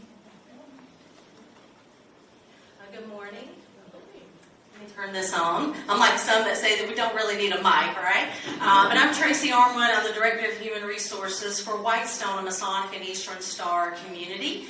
And we are CCRC, like Piedmont. We've been serving this community for 113 years in November. So established in 1912. I've been the HR director there for 28 years, so if you can imagine, I'm very much like Christy, who has been a part of Piedmont for a very long time. We've seen the landscape of the workforce change tremendously in our time. I'm also currently serving as chairman of PATH, which is Piedmont Associates for Triad Healthcare, which some of you may be very familiar with. I started through PTRC, and we have Will here as well. And that association was really born to do just what we're doing today, right, which is connecting employers, educators, workforce development boards. So I'm so thankful to be here today. But I also serve on a board for MICASA, which is Masonic Communities and Service Association. And I've developed an HR forum, and we do bi-monthly calls to tackle workforce across the country and many of the CCRCs and skilled nursing communities and children's services across the country. And I'm getting ready to wrap up a stint on the board of directors and chairman of policy and personnel at the Masonic Home for Children in Oxford, North Carolina. So I've had an honor to be involved in not only senior living, but children's services as well. And so just excited. And I just want to say first just a thank you to the last panel. And thank you for your courage and your bravery as men of color coming into the healthcare industry, because we need you and we thank you so much for your service. So thank you. Great. Thank you all. Okay, let's kind of jump in a little bit. First, a shout out to Dr. Wade and Tracy, who serve on the steering committee and who've done a great job pulling panels together. So thank you so much to you both for what you do. Dr. Morris, I want to start with you. First, you're a wonderful addition to A&T. I follow you all behind the scenes at GTCC because, you know, sort of okay. Talk to me about getting employers in your office to change curriculum. Thank you, because I'm getting that age that you were talking about on the slide. So as you were talking, I had a bullet point because, you know, that thought comes and goes. It needs to be a collective effort. I'm going to tell you from an educator, especially director, everybody's calling and they want our nurses, right? And they want our students, and we're thankful. Some of our other partners have tried to make monthly, quarterly meetings, but I feel we're lacking in the agenda around the work that really has to be done. So what we're having are partnership meetings. Thank you for sending our students. When's your next graduating class? When I want to talk about what do you need from our students. So for example, we have the, most of y'all have the practicum with the leadership course, so we call it transition to practice, where you do the 120 focus care hours for transition to practice. And I was at one of our partnership meetings and saying, I would love to have someone from your organization help me look at the curriculum for that course. What are we missing? There is a gap between what you think we're doing and a gap between what we think we should be doing, and there's a disconnect. But most of those meetings are about, thank you for sending us your students, our next health fair is this, send them. So what's lacking is the time and intentionality around planning meetings that directly deal with how do we change the curriculum. So right now, educator standpoint, I'm not speaking for everyone. It's a give us what you have. That's the end of the conversation. When in fact, I put here, be willing to use the data to drive curriculum changes. We have to use even our industry partners. So for example, I was on a panel at Cone talking to the, I'll say faculty, but the staff about the new grad. And the landscape for the new grads are changing in terms of what they want in industry. Why the retention rates are so low, and after their first year, they're ready to move. Well, this is a whole different generation of what nursing workers want, okay? Because I've got faculty in my head, so I'm trying to change my language. And so that was the first of, I hope, many conversations when I went through the data about this is the generation, what does orientation need to look like for them? What does community of practice look like for them? It's not like when you and I grew up, if we worked at 8, we got off at 8. If they told us to come at 6, I mean, we just did what we had to do. This generation is not going to be committed to that type of work environment. Yeah. Love your choice of words. Thank you. You saw how I pulled it I did see that PC moment right there. Pulled it up right. Okay, I got it. So, you already know I try to be a little digging with my questions because you do have to get to the hard questions. We have many employers in the room. Ms. Glenn, I'm coming to you. but I'm coming to you with a little bit of shout out. Okay? Y'all talk to Miss Glenn a little bit about all the cool stuff Novant does to support students in getting into the healthcare workforce, because love you, come. They're making it work. Shout out. Tell me a little bit about, so part of what, and I'm not going to steal your thunder because I know a little bit about what Novant does. I got very inspired at a meeting at Novant because your chief nursing officer was actually there. And one of the things she said was, somebody asked them, well, tell me about the onboarding process for new nurses. She looked at the audience and she said, what is onboarding? Because that's a term that we choose to use, not a term we make happen. And she's right. So how do you at Novant, and I know I'm asking you to preach broad brush for a moment, how do you at Novant reach and work with educators and bring students into your fold? Do you mind if I take one step back? No. So, It's you. I do want to address what you just said. Check and see if you want. So I have to agree with you on this. So I bring on, we bring on a lot of nurse practitioners and nurses into the fold, and I will tell you here recently, they come in with a different perspective.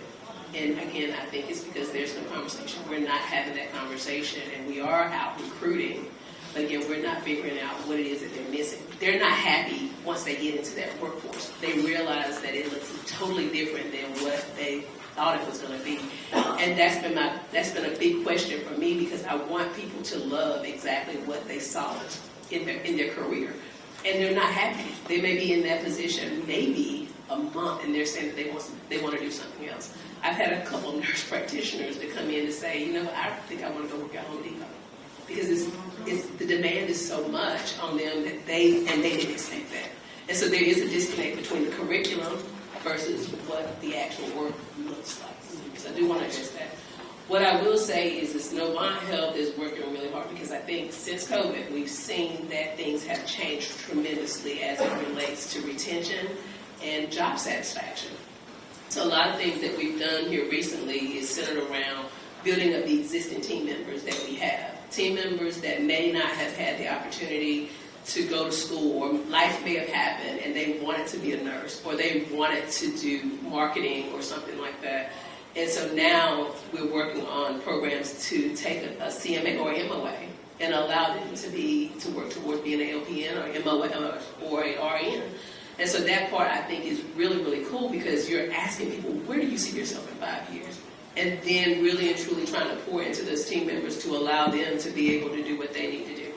As it relates to being able to go out in the workforce, we boosted up our student programs, and that student programs that they are really digging in to better understand how can we build those relationships that we haven't built in years. And it's very exciting, because I had the opportunity to talk with one of them, because they wanted to make sure that the students that they were reaching out to had places that they could go. And when she started running down all the things that they were doing, it was mind-blowing to me, because it felt like people were now listening and recognizing where we are and where there are issues. So again, I think there are a number of things that Novant is doing internally, as well as trying to bridge the gap outside to figure out how do we get more people in. Here recently, Novant rolled out Future Forward. And Future Forward will allow Novant to pay pay team members $5,200 a year for certifications, continuing educations, any type of degree that they want. And the list is so robust, so they're not limited in what they want to do, and it doesn't have to be anything that's within healthcare. So that part I'm super proud of, to see that we're allowing people. We know that it costs a lot, and we're trying to figure out how do we help take care of team members and grow them within the organization, whether they say or not, but I feel like they will once they realize what their potential is within the organization. So I hope I answered your question. Absolutely, and I appreciate that.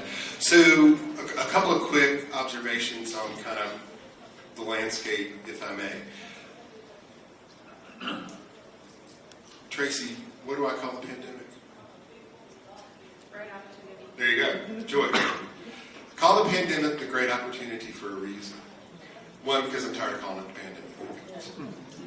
The two, on the other side of 2020, look at how healthcare has changed. You saw graphically what we lost in 2020. That was real. That was real. It hit education as much as it hit the employers. That was real. We had to morph. This is science. Science works with inertia, and science works with molecules. You've got to pay attention to the molecules, and whatever that means, wherever you are. And I think that's one of the things that, and I was calling you out, but I love Karen, but I was calling you out because you're doing some cool stuff. But, coming back to Karen, and you all have a similar program, which gets to our previous panel. Talk to me, just to share briefly, the high school intern program where you all are bringing in high school students, paying them to be there for observational time in healthcare. Do you mind sharing just a brief part about that? So the specific details I don't have, but Bridges to Healthcare, is that the program that you're speaking of? Yes. So Bridges to Healthcare does allow us to bring in students where they will be paid to do the work that they're interested in doing. But I don't know the specifics, I'll be honest with you. I don't have those details.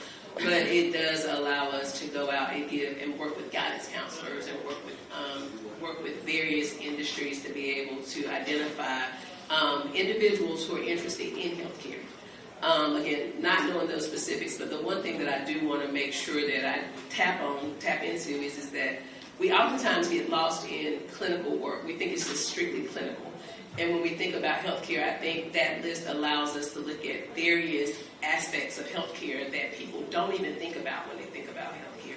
And that part, I think I'm proud of. I can't go into those details. No. I think that's important, and Cone has had great success with their program as well, because this gets to what the previous panel was talking about. If you don't reach out intentionally to create the workforce, guess what? There's no pipeline. So we can talk about workforce all day long, but you've got to be intentional with the pipeline. I will tell you, this is interesting. We went out to one of the schools to do a career program. And everyone, the students that were walking, these are high school students, and they said, well, I don't want to be a nurse. I don't want to be a doctor. And I'm saying, so what? It's okay. With healthcare, you can go into marketing. You can go into accounting. You can, again, there's so many entry-level positions that exist that people don't even think about. Medical coding and billing. There's a lot health information technology. And that piece I wanted to spend more time on, because there are a lot of kids that don't even anticipate going to college, right, or going to the next level, but making sure that and I think one of the students said to me, I don't want to work in fast foods when I graduate high school. And I said, you don't have to. So when we started sitting down and going through that entire list of opportunities, I think it was eye-opening for them, and that part, I think, helps us to be able to reach people that we wouldn't typically reach. The former president of David Davidson Community College, before she retired, had a great statement. Somebody asked her what keeps her up at night. Her answer was fifth graders. I thought, okay, that's on target, because they don't even know they have a choice. They don't know that they can have a passion. They don't know that they can have a dream. And where do we fit in building the workforce to make that happen? Ms. Penix. Hey. So Ms. Penix works, she gave you a lot of background. Lauren and I have known each other for a minute, and I'm grateful for that. Thank you. Tell us what's happening down and dirty at the grassroots level, because you're there. And why don't you mention a little bit about the class you're doing right now, because it's pretty special. Okay. Well, just to give you, our program is, I told you the CNA and everything, but our program is, we have a CNA program, which is a 6-week program. It's hybrid, it's 6 weeks at the school. And so majority of the students that I get are either students who are trying to be nurses or NPs who are in school who are trying to get their clinical hours. And then I also get people who are trying to, they've worked in the workforce for so many years and life has happened, they have to change careers and they have to get back, they have to do nursing. We only offer weekend classes, Saturday and Sunday classes, so it also works good for people who work Monday through Friday, because most of my students, they got kids, they got families, they have to be able to work. And so when we started the school back in 2019, that was what my niche was. Let me get the people who are not able to go to traditional community colleges because they cannot go Monday through Friday. Let me get the people who want to go to school but they have family. So it has really worked well. We have classes every 6 weeks. We have at least 20 students every of those 6 weeks. So I'm hearing, and I just gotta say this, Conan, you don't need to get to me because I have so many students, by the way, who right now want to get in the hospital, but they can't. So all my students, I end up sending them to either to Pennyburn or to Thrivemore in Winston-Salem or Twin Lakes in Burlington. There's so many nursing homes which have reached out to me, but one thing with our program is because I am a private institution, I've had companies like Genesis say, hey, we just hired 10 people who are not CNAs. Can you teach them? And we're gonna fund them. We're gonna pay everything that they need for the school. And so I'm able to make a class just for their employees. And all those once they finish with the class, and with me when they come to my school, they not only finish the program, we are a testing center. They're able to test there as well with Credential. They finish and make sure they have their basic life support. They're ready to be able to go work. There's sometimes employees will send me someone saying, we hired someone and they don't have a high school transcript, what do we do? Well, the good thing is our school has been allowed to provide the ability to test examination. So if you have people who, for example, you hire and they don't have a high school transcript, I'm able to give them that exam, and if they pass it, now they can do the CNA. So I've been able to work with companies, different companies who reach out to me and say, hey, we have hired a group of these people, can you teach them? And it has worked great because I've helped them with their employees. Now they have 10 new students, 10 employees who've done the whole program. Because if you all know, if you work in nursing homes, some nursing homes are doing this program, but if that nursing home gets a citation, sorry to say, because I'm a surveyor, I know, if you get an IJ, your program is kicked out, right? And so they're not able to, so they come to me because I'm outside, I'm able to teach those employees because they probably have an IJ, which we all come out for maybe 2 years after that, and I'm able to help them. So I'll give you an example of what's going on right now. So I have an organization, it's a not-for-profit organization, it's called Women In. What Women In has done, they have taken women who either they were found in the streets, women who either are homeless, women who are pregnant, and instead of women who are seeking abortion, and they're saying, we're here to help you. We don't want you to abort the child, we'll give you a solution. We're going to house you while you're pregnant, and we'll take care of you. And then once you have the baby, we'll transition into a different house. So they reached out to me, and they told me about their business and said, Lorna, we need your help. I said, I'm in. So what I'm doing is I'm educating these women. So I'm educating them. I have provided for them, right now I have a class of 13 students, 2 of which the babies just came in. One baby is like a month old. So I was able to get a babysitter to come in, and I have space in my facility where while the students are in class with me, they have daycare being provided, so they don't have to worry about that. I also have transportation where they're getting transported from where they are, brought to the school and back, making sure that I provide, drinks or food or anything to help. But when they finish with me, these ladies who are homeless, this one, for example, she was found she was 3 months pregnant with twins, y'all. Twins. And she did not know what to do. She was homeless. So now they're going to finish the program. They're actually graduating this weekend. I'm so happy for them.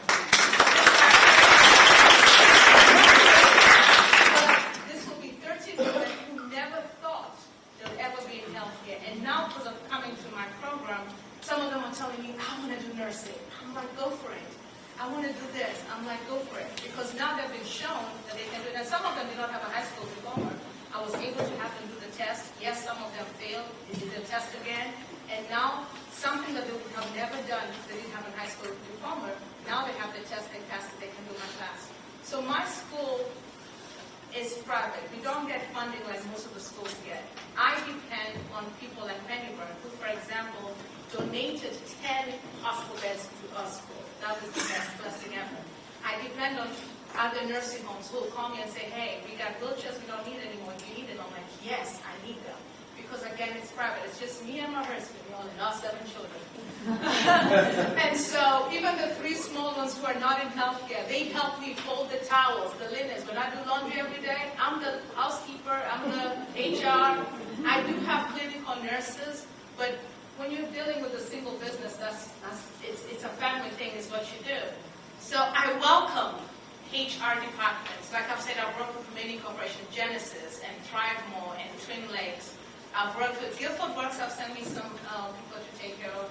EISR is another organization in Winston-Salem that also sends people to me, and I teach them. The good thing about this is this, that I'm telling you all who are employers right now. You can hire people who are not CNAs right now. You can pick up the phone and call Lorna and say, Lorna, I have a group of 10 people who I want to hire because my staffing is really bad. And Lorna tells me, give me a turnaround of 8 weeks. Why? They finish 6 weeks program, and in 2 weeks, because I'm a facility, I'm a testing center, they test. And Lorna can tell you this, my students pass. I'm proud of it. Why? Because we teach them, okay? That's because you're the evaluator. No, I'm not. I'm just kidding. I used to be. I'm picking on you, my friend. Yes. But we're a testing center, so they're testing in the same place where they learned, which makes it better for them, easier for them for testing. The evaluator is the only person who's different. But we really pour into them. Even when they finish school, like the ones who are graduating this weekend, they're still going to come between now and the time they test to practice every day. And I'm going to be there with my kids in the building. I'm like, no, we're going to practice because I want to make sure we succeed. So I'm reaching out to the ones who are looking for people to work. I have every 6 weeks, I have a group of at least 20 students graduating. And Penny Brown will tell you they have a lot of my, they have all my kids, so that just tells you right there. But I don't know if I answered your question, but all I'm saying is for the cone and the buns, I need in, to be honest, because I think the hospitals only focus on nursing schools, and they forget about us, the CNA schools, and the Med 8 schools, and we have actually CNA 2s who you all need to help the nurses to put in the catheters and to do the ones in the hospital. So I have markets too. But I don't know how I've tried. Oh, you all are so hard to get in. I have tried. So thank God. So now you know why I like Lorna. Yes. Did you have any idea about that story? Anybody heard that story? And by the way, before I forget, room in the shelter does need donations. So if you have any baby gear or anything, you can either bring to our school, we'll make sure they get it, or you can take it to them. They have 2 buildings, one in Greensboro. It's called Room at the Inn, okay? And one in Huntersville. Any baby stuff, they focus on ladies, and I'm telling you, they have helped 750 women who are pregnant. Those are babies. Those are babies who they thought they would have a different option. Right. Okay? You know, I think it goes back to, again, part of what we have to do is let people know that they have choices. But, you heard me say this word before, it has to be intentional. Because if it's not intentional, it's not going to matter to anything. This is about changing culture, post great opportunity, as I like to call it. Lorna, thank you for the work you're doing. You have found a niche that needed to be filled. You have accelerated it, and this community is grateful for it. And Dr. Morris, I think it's a great opportunity for your new community health fans to spend a weekend with Lorna's students, because these new little moms need a little checkup every now and then. And would that be great recruiting for your nurses to recruit our CNAs? So it's those kind of partnerships that do matter in what we do. Dr. Wade, let me turn to you, because you have looked at this landscape for a minute, as they say. Share with us some of the experiences that you may have had in looking at on-the-job experience for your students, apprenticeships, internships, why that matters for your student being successful. Okay. Well, I can go down 2 roads. So My been there, done that brand. I gotta remember to go down the second road in a minute. So my background is in medical sociology, which is a very abstract term that most of you are gonna be like, what is that?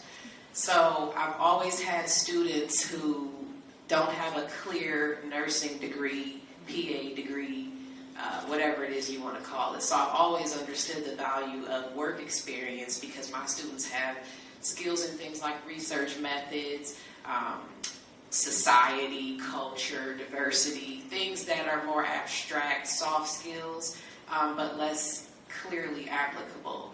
So I have been lucky, and I want to say Cone, shout out to Cone, because we were actually able to get some funding through a grant with Cone to put our students in their dream positions and pay them. And part of that grant ended with interviews where we were able to talk to them about, and this can segue me to my other road, how their experience went and kind of help us learn for the next go-round of interns.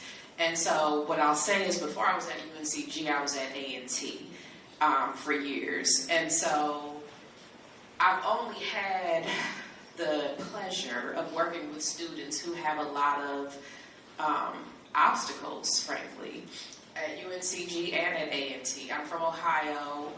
I didn't have that experience there as much, but here it's been a wonderful thing to be able to mentor students who otherwise might not have been mentored. So I know it's super important to give them the skills so that they're more clearly hireable with these abstract degrees like health science or sociology, but I also know it's super important to get them mentored. What we thought going into the grant project was that paying our students would be filling the greatest barrier for them because our students have to work and go to school. They're not traditional university students like at Chapel Hill where parents are cutting a check and they're just, hanging out. These people are working, they're taking care of their families, and interning is just another, oh my God, when do I have time to do this? But interestingly, when we interviewed them afterwards, many said they would have interned for free. They were just so grateful to be in a hospital and to be received so well and to feel like they belong. Everybody at Cone was so gracious to them. So helping them overcome, and I hate imposter syndrome. I have a lot of perspective on that. Because someone like me should feel like an imposter at all times, but I know it's kind of deeper than that. But they have this idea that they don't belong wherever they go. A lot of them are first-generation college students. They're black and brown. They have low-income families. So they're like me in a hospital around these professionals. I don't belong here. But helping them see that they do belong there and then helping them with the time management. Because we sort of took for granted, well, you're already going to school full-time, working full-time, you got time management. But actually they're all hanging on by a thread. And so they talked about with the interning, that was really their greatest barrier was the time management piece. So being at work also helps you work on that. So you don't have to learn about time management when it's too late and you're already an employee. Great, thank you so much. I do think there's so many things that education has to do, and listening to the employers becomes very important in that because all of us build our programs to develop professionalism, time management, use of resources. How do you effectively take AI and make it work for you? Because it's real. So I know that, going back to Novant briefly, I know that they have just getting ready to put immersive AI in their ICUs, where as the nurses talk, they're being recorded and the nurse doesn't have to go back and do documentation. Right? Wicked use of AI, right? And then, of course, Dr. Morris, I'm sure you are where we are at GTCC in helping nurses understand AI is not how you answer the question. It's how you ask the question of AI. And I will go so far as to say, another personal opinion based upon what I've read, AI is only built on the databases that it has access to. So if the majority of white people in the world seek health care and the majority of people of color don't, then what are the algorithms really telling us about the treatment for that patient who is dark-skinned? It's totally biased. And students don't realize that because they don't understand where that database comes from. And that's why I hope nursing always focuses on patient dignity and patient-centered care, because no one fits an algorithm anytime. May I follow? Please, please. Just a disconnect moment because it was here and I held my hand so I won't forget my phone. The disconnect between education and our partners. I heard you say standards, time management, and this is what came up. Oh, nursing programs, we value we say don't be targeted, all these structures. And then I'm trying to find the balance that when they come to the industry, there may be 3, 4, 5 opportunities to not have a write-up or whatever. And so I think we definitely have to get together, because we, as educators, say we're preparing you for the real world, but the real world gives you lots of opportunities. And I'm not saying it's right or wrong to correct behavior. So we just got to get on the same page, because in our minds we're thinking we're doing the right thing, but the landscape is changing. Our clinical partners and agencies are changing. I don't know that nursing education is. So how are we defining professionalism down to tattoos and all the things that are coming up? Tattoos, piercings, All the hair things. color. And so one of the challenges we have is we're trying to meet our industry partner expectations, but at the same time, the bias comes in. It's good for some students from certain programs, but not all students from other programs. And so we're trying to also mitigate those factors where it's acceptable at this institution to practice a certain way for certain students, and then it's not acceptable for certain students at another institution. So it really is, we're at a critical point to kind of just come together and figure out how do we want this next, really now, generation to look like. When we talk about education and training and facilitating. I started something. Right. I think I started something. I'd like to add something too to that. Is for me, for example, I have the CNAs who finish and they go to the real world to work. So I'll use like Pennyburn for example. When I have my students have graduated, they've become CNAs, now the CNAs, they go start working. For example, if they come to Pennyburn, one thing I like about their culture is they don't have a time of saying, oh, you're only going to be oriented for 3 days, and after that, you're on your own, you're on the floor. What I like about their culture is, are you ready? No, I'm not ready. Okay, we're going to pair you up again with a mentor. You'll keep going until you feel you're comfortable enough to take care of a patient safely. So I can't send all of them to Pennyburn because some of them are going to other places to work. So when they call me back and say, Miss Lorna, this ain't what you told me it's going to be.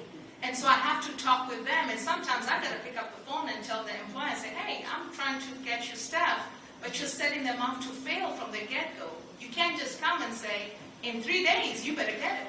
I can't. So how can HR make sure you change that, culture? Either you have mentors who are truly trained to train the CNAs, because I'll tell you this, not all of your staff who are CNAs can train another employee. Some people are not good teachers. Some people are just quiet, right? So you need to find those mentors like what Pennyburn has done. They have mentors who've been trained, who their main job is bring the new people in, my focus is on them. But if you just randomly put CNAs to work with any employer, today you're being paid by so-and-so, well, so-and-so doesn't like to teach. So I end up leaving that day at work feeling I'm overwhelmed, I don't like nursing, I want nothing to do with healthcare, I want to quit. So that's the thing that I'm finding also, feedback I'm getting. Sure. So a couple of quick comments. Number one, I never appreciated what my grandparents taught me until I turned 65. I'm older than 65, just in case you want to know. So my grandmother told me one time, she told me a lot, boy, thanks. Learn how to change your grace. Because grace yesterday may not look like grace today. One of the things after the great opportunity that occurred is we let culture in the workplace plummet. Personal opinion, let me be clear. We let it plummet because we needed somebody to come take care of someone. And we let everybody come in. And we morphed the guardrails because that's what had to happen. Today, we've got to recapture culture. If you have a caring spirit and you want to help others, you've got to do that in a culture that supports you and a culture that educates you to do that. And I think that's what we're all sort of looking at. Okay, Miss Tracy, your turn. So, Tracy, Whitestone faced a lot of struggles coming out of 2020. And you all did some amazing things looking at how you worked with your employees, how you fostered your employees being there. Share a little bit about what the struggle was, because it was so real for many of us. But I do think we have to remember what happened in history in order to prevent it again. So share a little bit about y'all's experience. Thank you so much. First of all, there's a whole lot to unpack just based on this panel up here. And I will say thank you, because just sitting here, I've learned so much, and that is why these forums like this are so important. You know, I think that we can all say that employers discovered, many years ago that it's not up to the institutions to necessarily solve this issue of workforce, and that the employers were going to have to get involved and really try to determine, how do we, impact this? How do we help break down some of those barriers?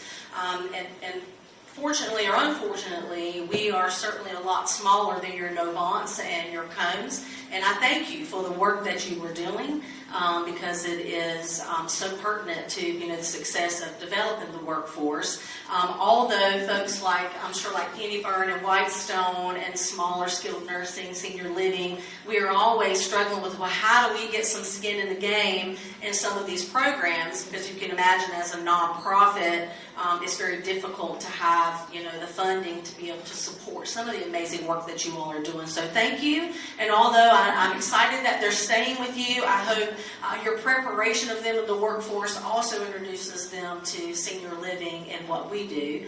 As Chi showed, the mass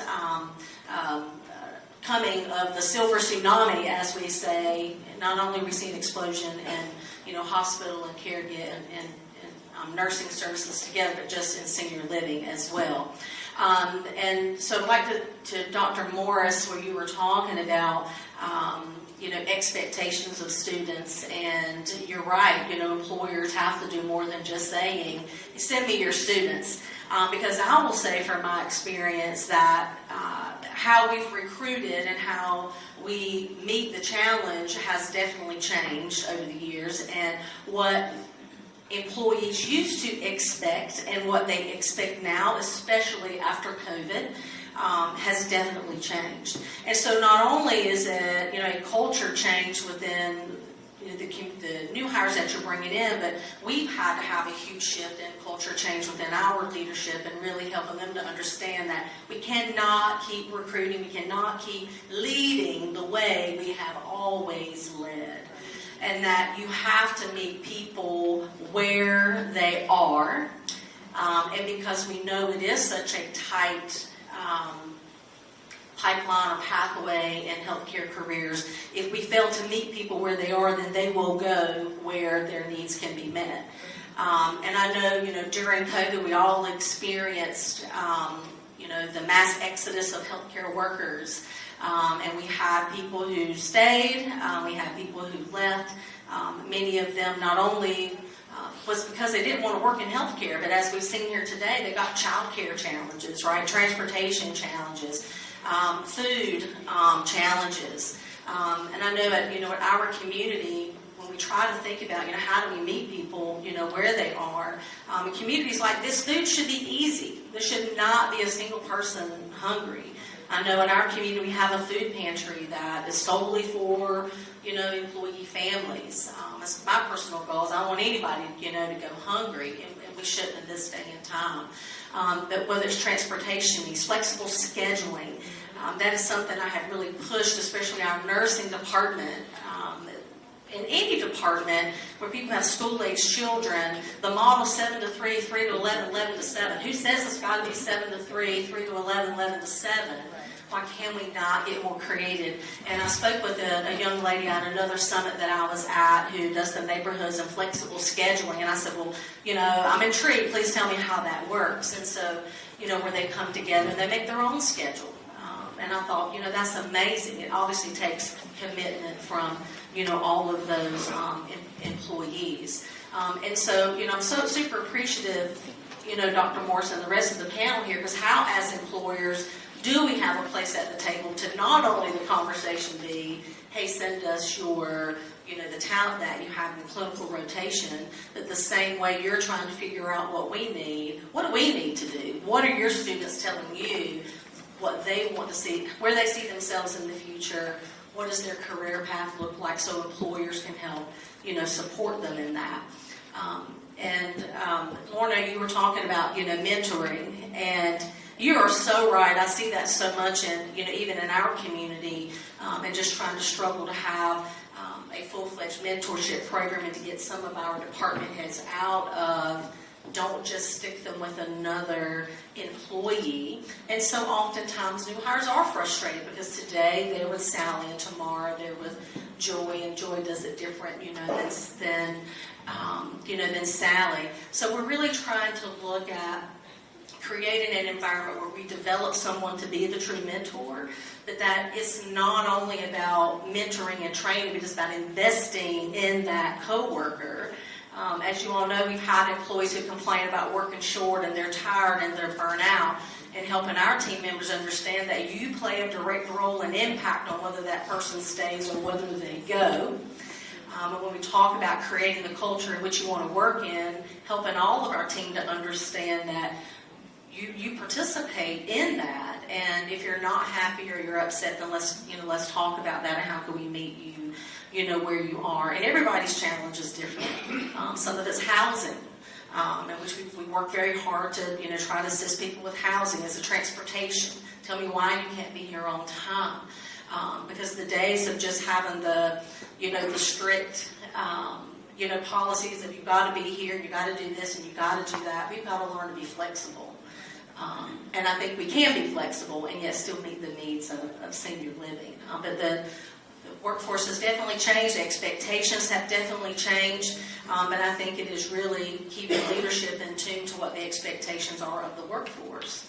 And I think, again, being able to meet people where they are and understanding who they are and what their challenges are, and how do we meet that challenge. Thank you. So before I wrap up, because goodness knows I'm not going to stand between you and food, you had something on your heart. So, question, how do you, as a individual, Ms. Armour, no offense to you, but I'm going to speak to the color. Sure. What you don't know right now. No as offense. somebody who's in healthcare, but you have a target on your back as you're not part of our culture. You don't speak our language, you don't do our dynamics, but you have that work ethic. You show up, you do these extra shifts, you go to school full time, you pick up to make sure, okay, well, I switch with this notion so I can go to class this day. How do you fit in with, oh, well, you're not a good mentor because you decided that you wasn't going to do this day, or you're supposed to train, but nobody told you ahead of time, but now you have 90 bedrooms to fill, or you have to go in the IV room, but you're not a part of this culture and society to the healthcare in corporate America. I'm going to add one more thing because of me. You can all tell I have an accent, so. Wait, what? I just thought you were from I Mississippi. know it, right? So for me, that was another big thing for me as a nurse, because I am a nurse at heart. I'm a nurse, and I've been in every single position in nursing, director of nursing, all that. I've been there. But I will tell you one thing that I even tell my students right now. In healthcare, don't take anything personal. The minute you take it personal is the minute you're going to hate healthcare and walk out from that building every day feeling like, what's the point of me doing what I do? Have I been called names? Yes. Have I been told that I'm not competent with what I'm doing? Where I have to show and prove as a black woman that I know what I'm talking about? Has there been times where I'm people will doubt, oh, she's a black nurse, she doesn't know what she's doing, let me ask the white nurse. I'm just being honest, I'm being telling you the truth, what I've gone through, right? But what I tell my students now, one thing I tell them, don't take anything personal. Two, I'm taking care of someone, whether it's your mom or dad. I have to see them as a patient so they're not well. And there are times where I've had instances where I've been called nigger, yes. And there are times I've been told by a patient, I don't understand what you're speaking because I have an accent. Where I have to turn myself and say, Lorna, don't take it personal. Speak clearly, slowly, articulate your English words because they say they don't understand you. So it is hard. It has been hard for me, and I'll be honest, because for me, I have an accent, and they know I'm not American. They know she ain't from here. Yeah, I'm not gonna lie. But what helped me is this: is not take, because the minute when I used to take it personal, I truly, honestly would have quit nursing a long time ago. But I had to realize, Lorna, the real world is this. This is the reality. There are good and there are bad people. There are people who are sick, they have dementia. Dementia will affect a different part of the brain that makes them forget about what's going on in this culture, and they think about Negroes back then in the 1930s. It's the truth, it's a fact.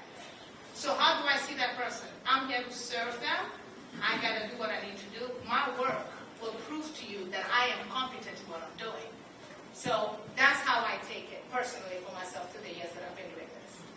Do I hear you say it's not always about the patient, it's about management and administration? I know where you're going. Can I tell you no amount of degrees will change people's perspective? What I want to encourage you to do, though, is don't shrink up like a little vial or whatever. Articulate your case. You don't have to be, you articulate your case. Make sure you're doing what you're doing. And if you find other people on your unit, because I think we still, as a people, won't support each other because we're just saying, I'm going to stay in my lane, so I don't want to get in trouble, I don't want to associate. And people are afraid when we gather.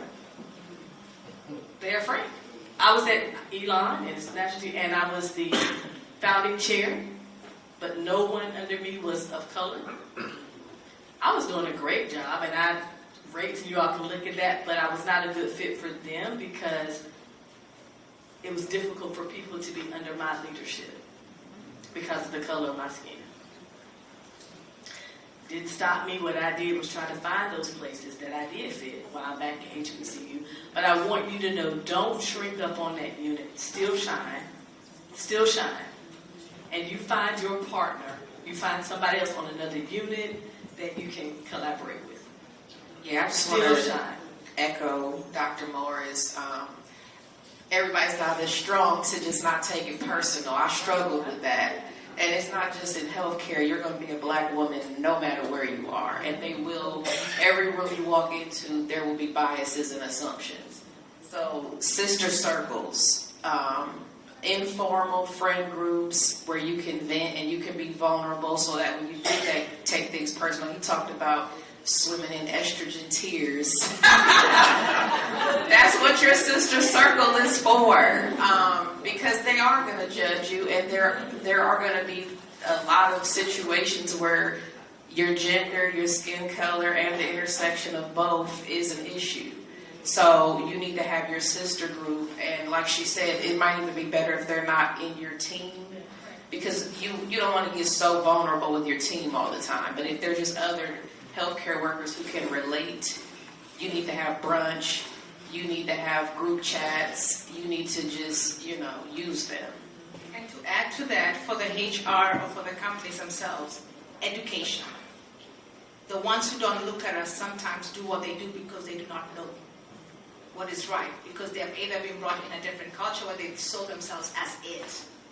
So we also need to educate, and we need to be realistic. There's things that are going on in the workforce. Do not just brush it and think it's not happening. It's happening to your staff. You need to educate your other staff who don't look like me. You need to educate. You need to be able to allow us to be able to come to you and vent, and for you not to say, well, no. It's the truth. It's a fact. I've told you this is how I'm being treated. I've told you this is how I feel. I feel minute. So educate those, because I don't blame everyone. Some people have they're not been exposed. They do not know. If you do not know, you do not know. So educate them. Make sure you teach them, educate them about culture. Educate them about, this is the realistic about it. We're all the same. But they need to hear that you are supporting us. Administration has to support us. so that when we come to vent to you, that you just don't brush it off. It's a thing I brought to you, see how you can fix it, and sometimes is educating everybody in the whole team. I really appreciate your creativity. I appreciate your focus on the goal, your mentorship. I'm going back to Grandma for a minute. She was a librarian, so okay, super smart. She told me one time, silent and listen are spelled with the same letters.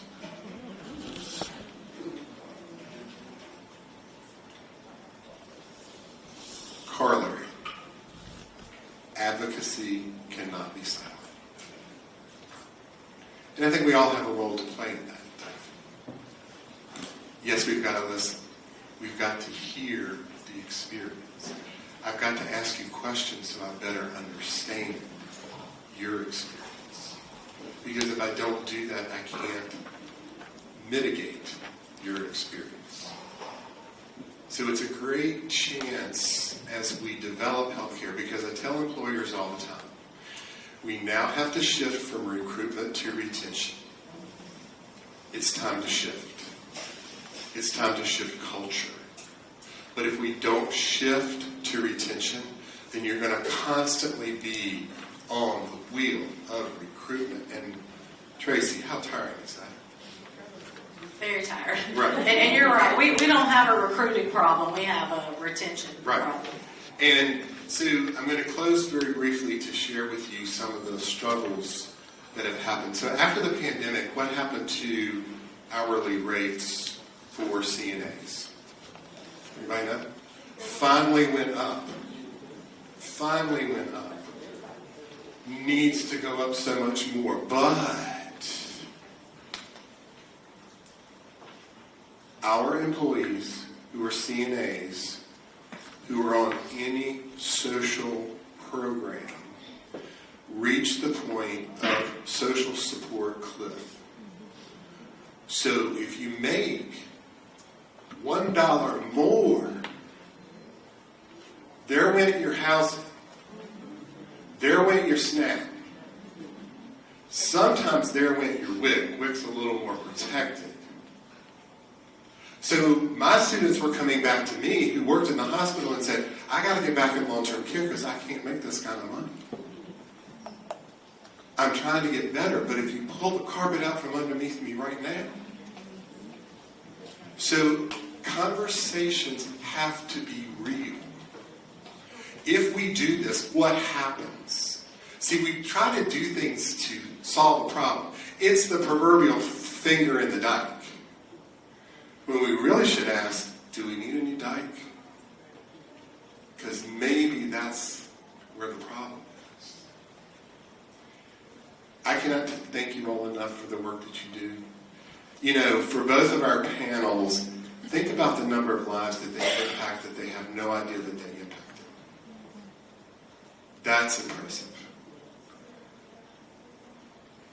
Joyce, do you want to introduce lunch or you want me to? Because they're going to die for the whole way.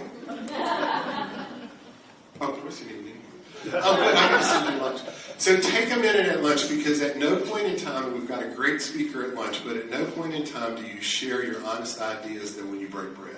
Think about it. I appreciate your attention. Thank you, parents. Lunch is actually outside. Same place the breakfast was.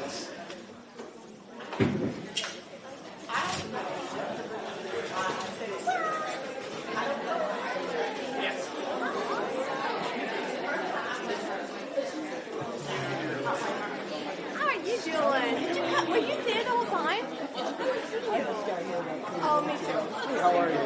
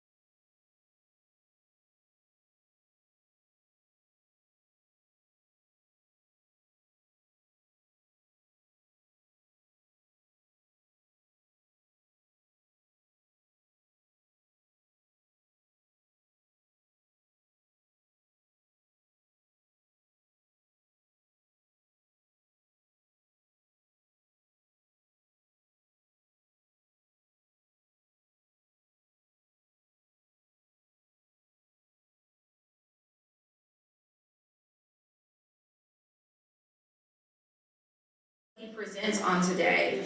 Mr. Jeffrey, known as Jeff Frederick, is the Senior HR Business Partner at Inmar Intelligence, where he plays a key role in driving the company's HR strategy, supporting its global business operations, and fostering a high-performance organizational culture. Jeff's work at Inmar Intelligence focuses on aligning HR initiatives with the company's strategic goals, ensuring employee engagement, leadership development, and the seamless execution of business priorities. Before joining Inmar Intelligence, Jeff served as Senior Vice President of Global Human Resources at RTI International, a leading nonprofit research organization based in Research Triangle Park, North Carolina. At RTI, Jeff was responsible for overseeing HR business partnering, organizational change management, and employee relations on a global scale. His leadership contributed significantly to RTI's success in navigating the challenges of a complex international workforce. Additionally, Jeff served as the board of directors for RTI India, where he provided strategic oversight and guidance to RTI's operations in India, further expanding his global leadership experience. Prior to his tenure at RTI International, Jeff was Vice President of Human Resources at Parkahana, Finland, a Fortune 250 global leader in motion and control technologies, headquartered in Greensboro, North Carolina. In this role, Jeff led HR efforts across diverse international operations, including the U.S., Canada, China, Belgium, and Indonesia locations. He played a critical role in driving HR strategy across these regions, focusing on talent management, organizational development, and employee relations. Jeff's career also included a position as strategic business partner at Syngenta, a leading global agribusiness. At Syngenta, he led major change initiatives aimed at enhancing farm productivity and food security worldwide. His work contributed to building a more sustainable agricultural environment by driving step change improvements in operations and culture. Throughout his career, Jeff has been deeply committed to workforce and economic development. He has worked across several industries, helping organizations address dynamic workforce challenges and create agile, high-performing teams. His focus has always been on creating environments where people can thrive, contributing to the overall success of the organization. Jeff's passion for workforce development has extended to his active role in shaping workforce policy in his community, state, and nation. In addition to his professional roles, Jeff is highly involved in various community and workforce development organizations. Jeff is a board member of the National Association of Workforce Boards and is currently the president of the North Carolina Association of Workforce Development Boards. He currently serves as a commissioner on the NC Works Commission, where he provides strategic advice to the governor of North Carolina on workforce development initiatives. Jeff has also served as the chair of the Durham Workforce Development Board, which played a critical role in connecting job seekers with opportunities and fostering skilled workforce in the region. And currently, he's back with us in Guilford County at the Guilford County Workforce Development Board, also known as GuilfordWorks, many of you are very familiar with. And Jeff is an active and engaged community leader. Jeff has been involved in a variety of civic organizations. He's a longtime member of St. John's Lodge, number 12, where he's been a member since 1991, a member of Greensboro Consistory, number 106, since 2001, and additionally, he's been a member of the Caliph Temple, number 144, and a Shriner since 2001, and he's also been an active member of Kappa Alpha Psi Fraternity Incorporated since 2002. Jeff's leadership abilities are widely recognized, and he is known for his ability to work with diverse stakeholders and provide wise counsel on complex workforce, community, and organizational issues. Jeff is a native of North Carolina and graduated with a Bachelor of Science in Business Administration and Management from NC Technical State University. Lifelong sports enthusiast, and he enjoys a wide range of activities, including spending quality time with his family. He resides in Guilford County with his wife and daughter. Let's give him a hand as he approaches the podium.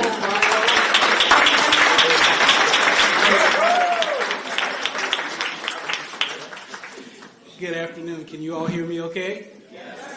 All right. I'm a little soft-spoken, so I'm going to need all of this mic. But yeah, my speech won't be as long as that Bible. There's a short version, but apparently I didn't hit the send button on that one, so I'll make sure I adjust that the next time. But nevertheless, good afternoon to you all.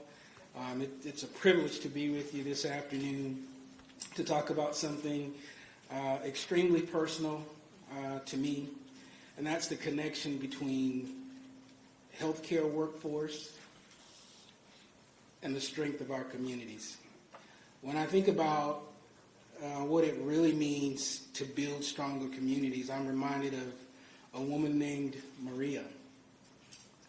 Maria is from rural North Carolina, and she was working 2 part-time jobs, neither with benefits or clear career path forward.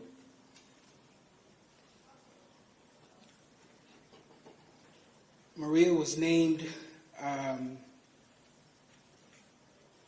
she was just challenged when I think about her. She didn't know where she was going to go and had a lot of questions in terms of how should I think about my career, what should I be doing, and that sort of thing. Her town really didn't have any options for her, but she faces the challenge that many people do.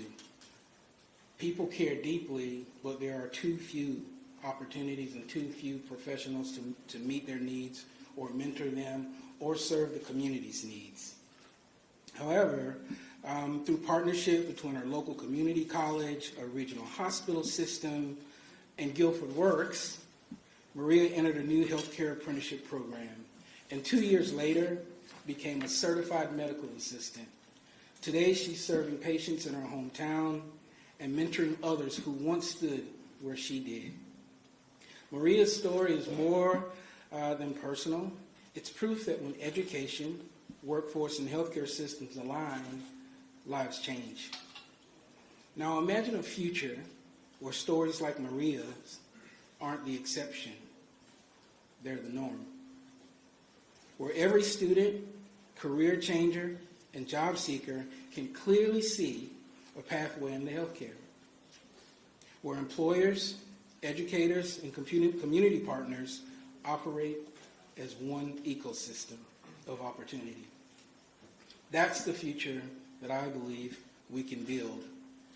And it starts here with the conversations you're having today and the conversations I'm sure you've had over years and the conversations that you will continue to have. This is going to sound like a frivolous question, but I'm going to ask it anyway because it leads into something else. How many of you know someone working in healthcare today? That was not enough hands.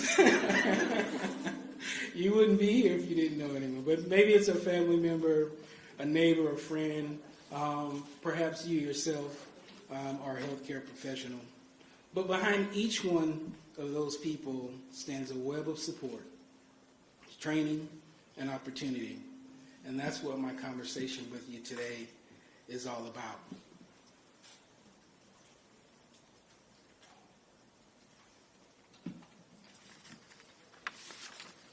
Across the nation, we face an ongoing shortage of healthcare professionals, nurses, technicians, behavioral health specialists, and many, many more. A few statistics for you to nibble on. The American Association of Medical Colleges projects a potential shortage of up to 86,000 physicians by 2036. The Bureau of Labor Statistics projects over 177,000 vacant RN jobs each year for the next decade due to retirements and workforce exits, and many other things. I heard the tail end of the panel moments ago talk about retention, right? So we know that outside of retirements and other things, there are other reasons why we're losing our talent to the space. So it's really important to pay attention to. You know, a few stats from North Carolina. A shortage of nearly 12,500 registered nurses is projected by 2033. Hospitals are projected to face a shortfall of about 10,000 physicians overall. A shortage of about 5,000 licensed practical nurses is projected by 2033 in North Carolina. The state may need an additional 1,885 primary care physicians by 2030, impacting healthcare access, particularly in rural communities. North Carolina is ranked the 10th worst state for healthcare access. While registered nurses churn, the churn with registered nurses dropped from 50% to 42%. Turnover remains extremely high in certain settings, with open position rates exceeding 13% statewide. In behavioral health, 40% and 20% in long-term care. That's way too high to be sustainable. In terms of CNAs, the churn rate for certified nursing assistants exceeds 100% in many instances. That's extremely too high. That is not sustainable for those folks. The solution begins long before the job offer. It starts with exposure, helping young people and adults alike see healthcare as a calling that's attainable and not out of reach. In North Carolina, we're seeing real progress through dual enrollment programs, healthcare apprenticeships, and partnerships that connect community colleges with hospitals and clinics. These pipelines expand opportunity, build equity, and create local capacity. When we invest in pipelines, we're not just training workers, we're opening doors to generational advancement. Strong pipelines require strong partners. So I want to talk about employer partnerships and upskilling for a few minutes. Employers are no longer just consumers of talent. They're co-developers of it. That simply means employers can no longer simply stand by and play a passive role, getting folks in the door to interview and select. Again, I heard folks allude to this in the previous panel. You have to think about how you retain folks, how you create an environment where they thrive, where they feel heard, where they feel like they can be themselves, and where they feel like they can do their best work. And gone are the days when you can consider yourself an employer of choice and do what you want to because people just want to come work for you. It's much deeper than that. Across North Carolina, health systems are teaming up with workforce boards and education providers to offer tuition support, paid apprenticeships, and on-the-job learning models. Nationally, healthcare apprenticeships are expanding faster than any other sector. A couple of stats for you in that regard. In 2024, there were 37,325 registered apprenticeships in the U.S. healthcare industry, a substantial increase from 24,492 just the year before. And in 2016, there were only 1,852 healthcare apprenticeships in the United States. So that's a vast difference. So that tells me that if we do the work, we can make quantum leaps and improvement with just a little bit of focus. The majority of these registered healthcare apprentices are in entry-level clinical occupations that don't require a 4-year degree, such as medical and nursing assistants. So we know entry-level becomes a pipeline. We know that there are often conversations about how folks get into the career pathway to becoming a healthcare professional. And then, of course, there are always conversations once people enter into the healthcare pathway. How do they sustain themselves and grow? We don't necessarily want people to get in at entry level and stop. We'd like to see them go as far and as wide and as high as they'd like to go. So, when employers invest in people through upskilling, mentorship, and retention strategies, they strengthen both their organizations and the communities that they serve. Because every new nurse or technician doesn't just fill a position, they fill a need. Next, for a few seconds, I'd love to talk to you about economic and community resilience and where healthcare resonates in that space. Healthcare is, sometimes we think about it as just a service that we're providing to the public or to the folks that we care about, but it is much more than that. It's an economic anchor. In many rural and mid-sized communities, hospitals and clinics are the largest employers and the backbone of their local community. How many of you know a community where the local hospital is the largest employer? Yeah, there are a lot of those in North Carolina. A robust healthcare workforce means stable jobs, steady incomes, and healthier families, and that in turn means more resilient communities. Consider this: every healthcare professional contributes not only to patient care, but to economic mobility and to public health outcomes. Communities with strong healthcare employment show better population health indicators. For example, I can share a couple of examples with you. CDC data shows that counties with higher poverty rates have significantly higher rates of chronic illness, things like hypertension, arthritis, heart disease, and other things. How many of you have experienced that or heard that or see that correlation? Okay. Adults below the poverty level are 3 times more likely to lack the usual source of health care. And in today's climate, we know we're staring down the barrel of a number of other potential challenges on top of the real challenges that already exist with many of the supports around our healthcare system either challenged or having significant uncertainty around them. However, when we strengthen healthcare careers, we create ripple effects, from local tax bases to school performance to community confidence.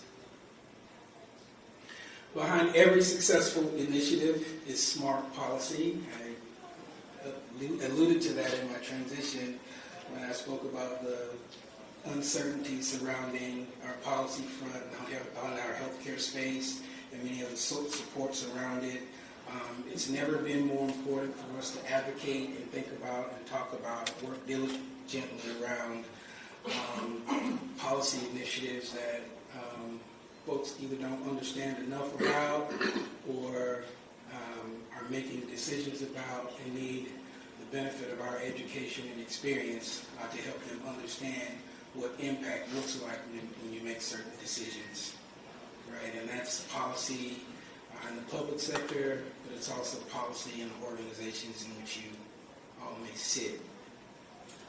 Behind every workforce initiative are significant frameworks like the Workforce Innovation and Opportunity Act, that those of us that spend time working with workforce boards have heard plenty about. Sector-based partnerships are a big part of policy frameworks that we can leverage. Things like state innovation grants are things that really help move the needle in terms of moving people from opportunity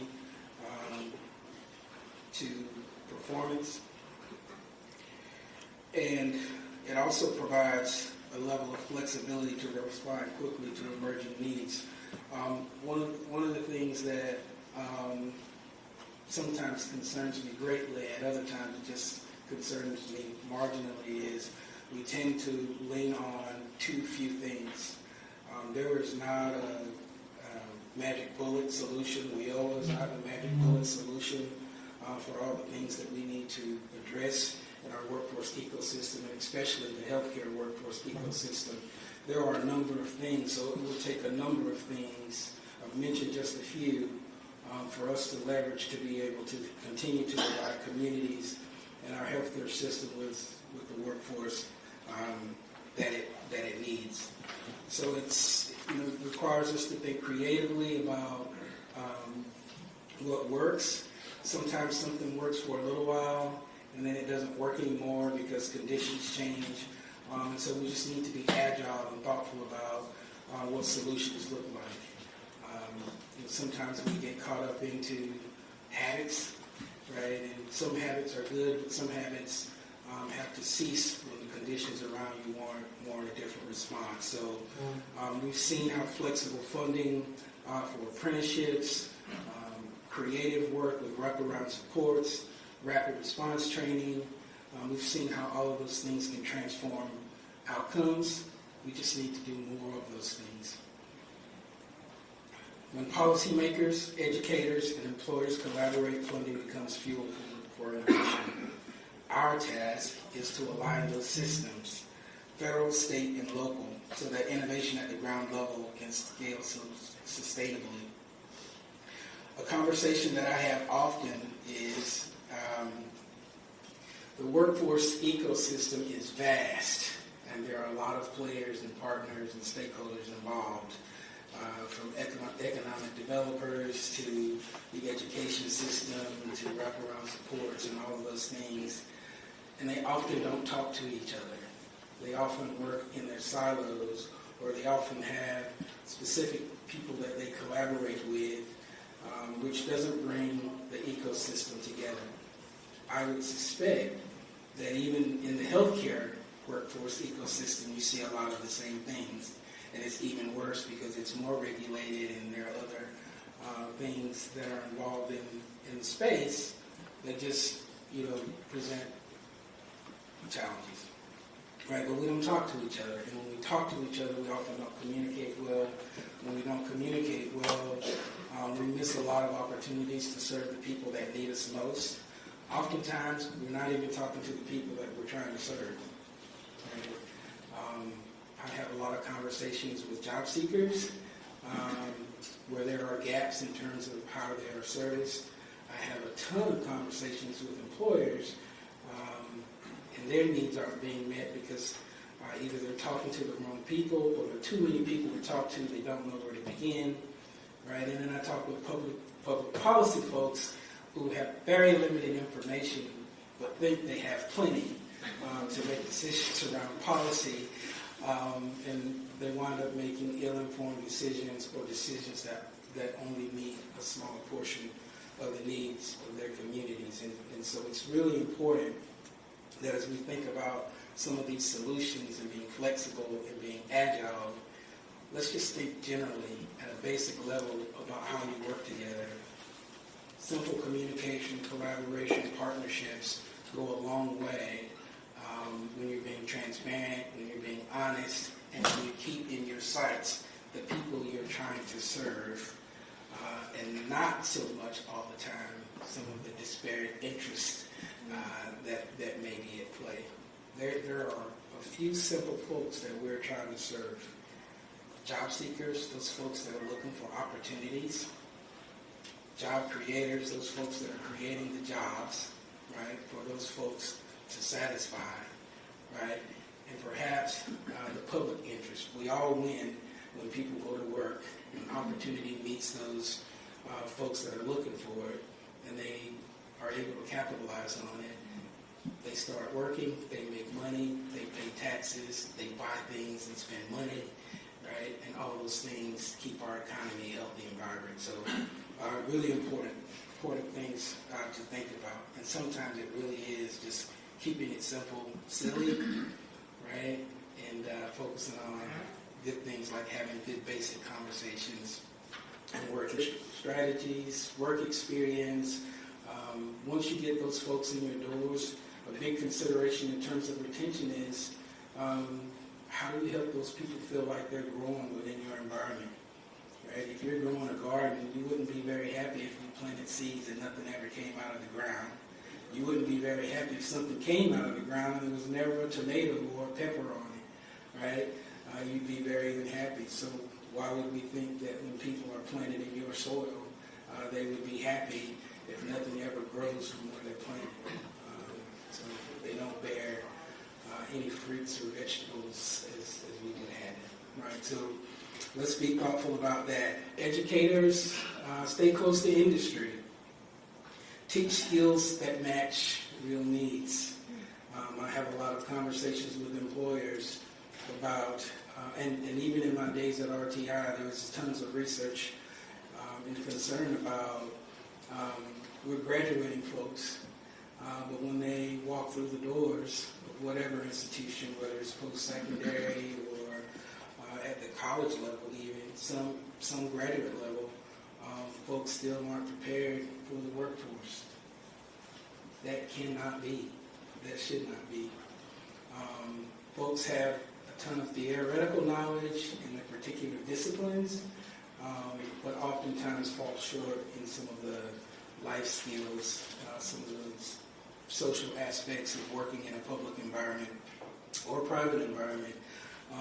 Some of those skills folks are lacking, and so although they have the knowledge, they struggle to apply that in the spaces that they're in. And then in other instances, the speed of technology and innovation, we're finding it challenging to keep up. Things like artificial intelligence, things like other innovations that are happening in the tech space, where by the time you figure out one thing, it's already moved on to something else. And so how do we teach people transferable skills, agility skills to be able to adjust to those? That's not just a U.S. problem, that's a global problem. The U.S. has been known for being able to quickly acclimate to that, but we are quickly falling behind in much of that. Policymakers fund flexibility. We know how long it takes to make policy, and sometimes policies work and sometimes policies don't. My conversation with policymakers is we have to be just as agile as we're expecting our workforce to be. And we have a lot of challenges to that. We have one side versus the other side. We have folks trying to serve interests that are competing with each other in different things. And just the way we make policy sometimes takes way too long. And we need for policymakers to be a little bit speedier and be more thoughtful. We need for them to not just talk about data-informed decisions, but be about data-informed decisions, not ignore the data that's in front of you, because that will help you make appropriate decisions. When you don't consider that, you make decisions that we have to catch up to down the road. Community leaders, championing healthcare is a career of purpose. Right? We know that it's not just a means of making money. It's about how we care for the folks in our communities. Sometimes that goes missed. I think folks around me know I always have this saying, never underestimate the power of your care, and we should not, because care is a noun and a verb, and when we fail to care for those things, those people around us, we see a lot of unintended consequences. You will ultimately care. If you don't care, you will, right? Because something will impact you that will force you to. So just bear that in mind. And so as I move to close, when Maria walks into her clinic these days, she's not just caring about her patients, she's shaping the health of her community. And that's the story we can all write across every town, every city, and every county. We should continue to invest not only in programs and policies, but in people. Because when we strengthen the healthcare workforce, we strengthen every community that we touch. I appreciate all of your time and your commitment to building a healthier, more resilient future for those folks around you. But most importantly, I appreciate your service in the space that you're in, because it means so much to so many. I can't help but think about where we are today, right? When you just look around, it's as simple as just looking around at where we are today. If you walk outside those doors and walk through the hallways, right, you have a shining example of what it means to have care for folks around you. And so we should be all about being the best at that we can be, for a number of reasons. I'll take a few questions if you all have them.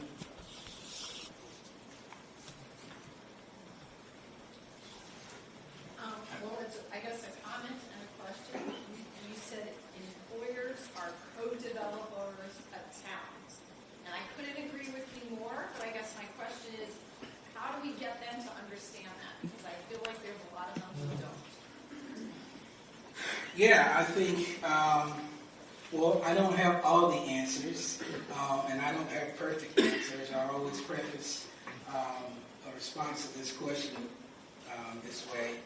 But in my experience, I can share from that.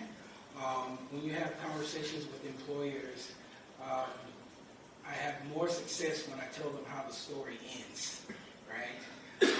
This is what it looks like when you have the right partnerships and the right conversations relative to your talent. These are some of the things. This is what your culture looks like. This is what your workforce looks like when you're partnering with your local workforce board, your community leaders to think about sector partnerships that you can develop and all those sorts of things. When you're thinking about things in that way, from the macro to the micro, right, all the way down to the folks that you're serving, you tend to have much better results. Things like retention, there's dollars and cents associated with that. Things like the skill level of your workforce, and then being able to provide a level of care in your place of business or your place of care that is beyond marginal. That translates to other things, right? Like your reputation in the community, your reputation in the marketplace, right? And ultimately, again, back to dollars and cents, which raises everybody's eyebrows, and they get excited about that because that's often how they're evaluated.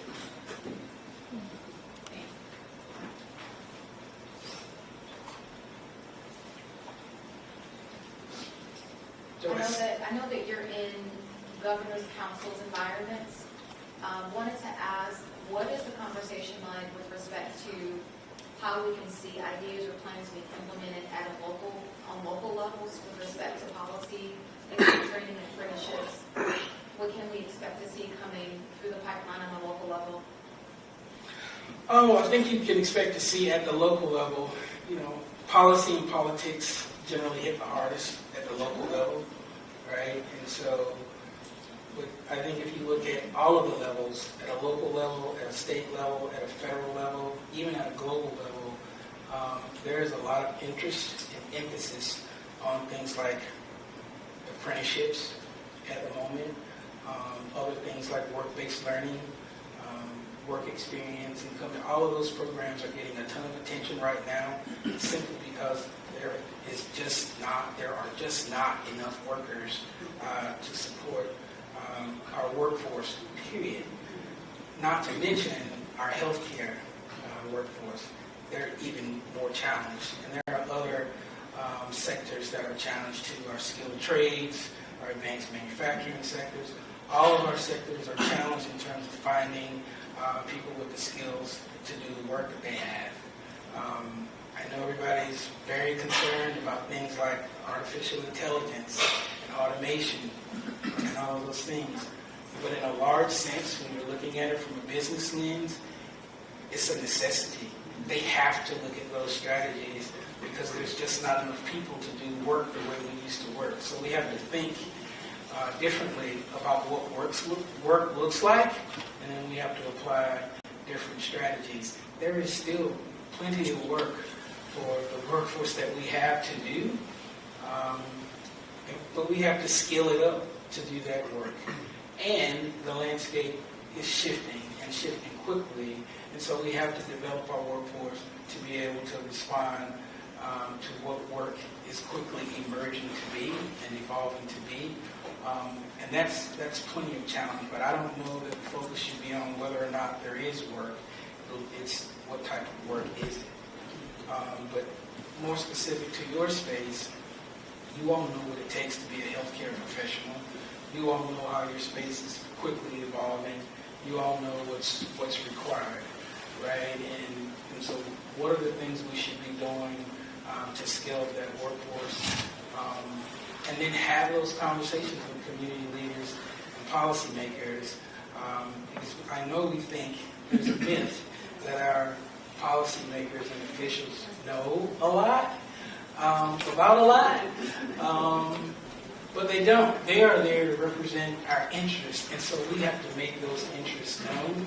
We have to share those conversations with them, share the things that they need to know, to help them continue to emphasize the right things like apprenticeships, like the things required to help the workforce that you're cultivating be that workforce that you need not only for right now, but also in the days and years to come.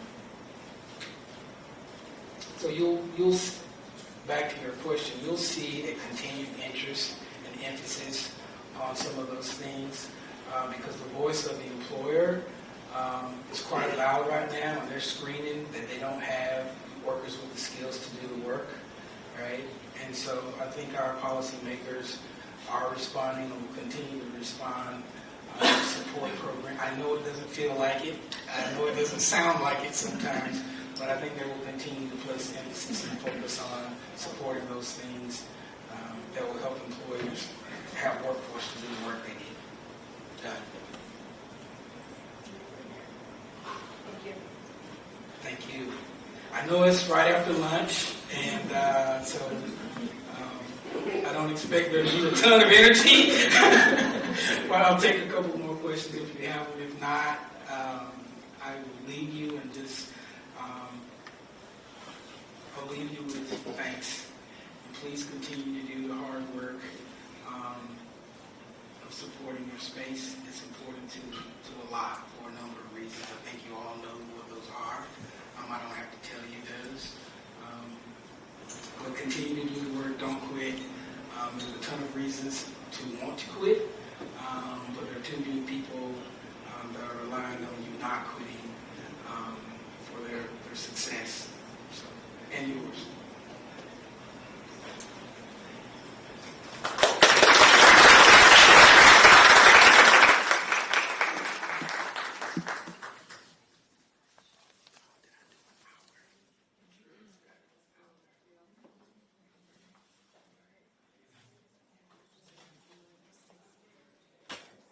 Let's give Jeff another hand for that amazing presentation. We are preparing for an amazing presentation right up. We don't want to delay because this information is going to be amazing in the person of Paul Carney.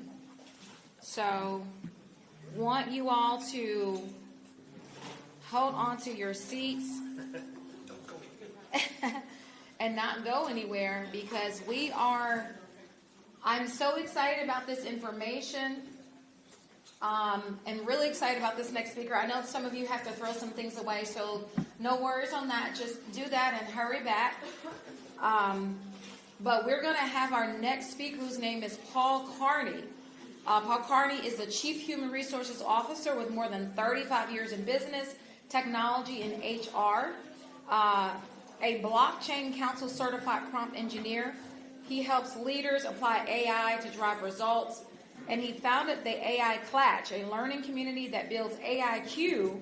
And he lives in Oak Ridge, North Carolina. And he and his wife hold WSET Level 2 awards in wines, which is really neat. So what we're going to do is as he's getting ready over the next minute, as you all are making your way back to your seats, we will welcome him in just a few minutes, okay? So he will join you shortly.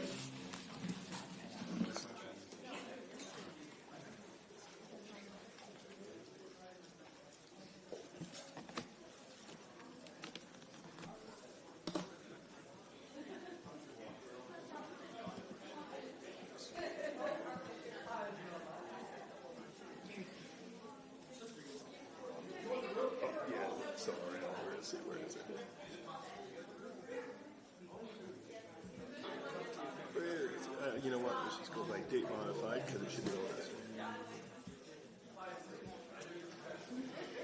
GuilfordWorks.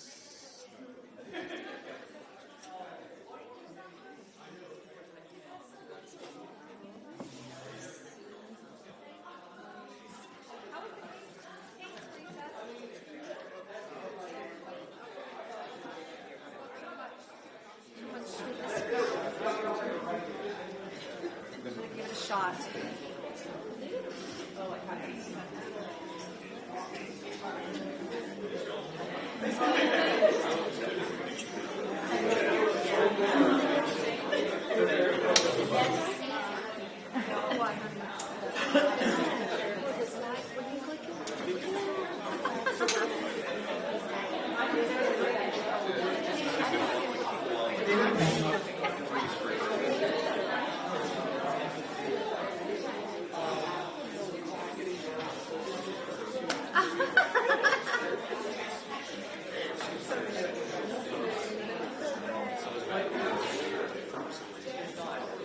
it's really hard to coordinate that. Without saying Without saying next time, yeah. Yeah. Usually just like to have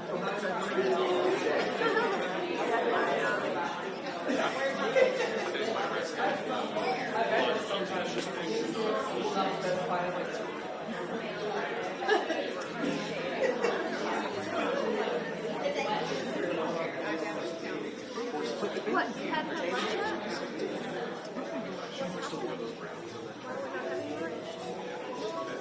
I don't go around.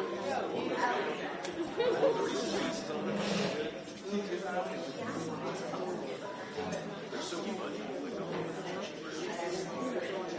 it reminded me of like a cosmic round. I think it was recently. You like those or no? You don't like that? What's the range?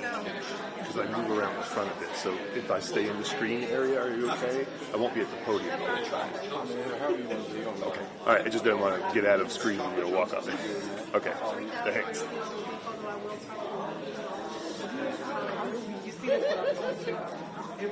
All right, will you join me in receiving Paul Carmody by a nice round of applause?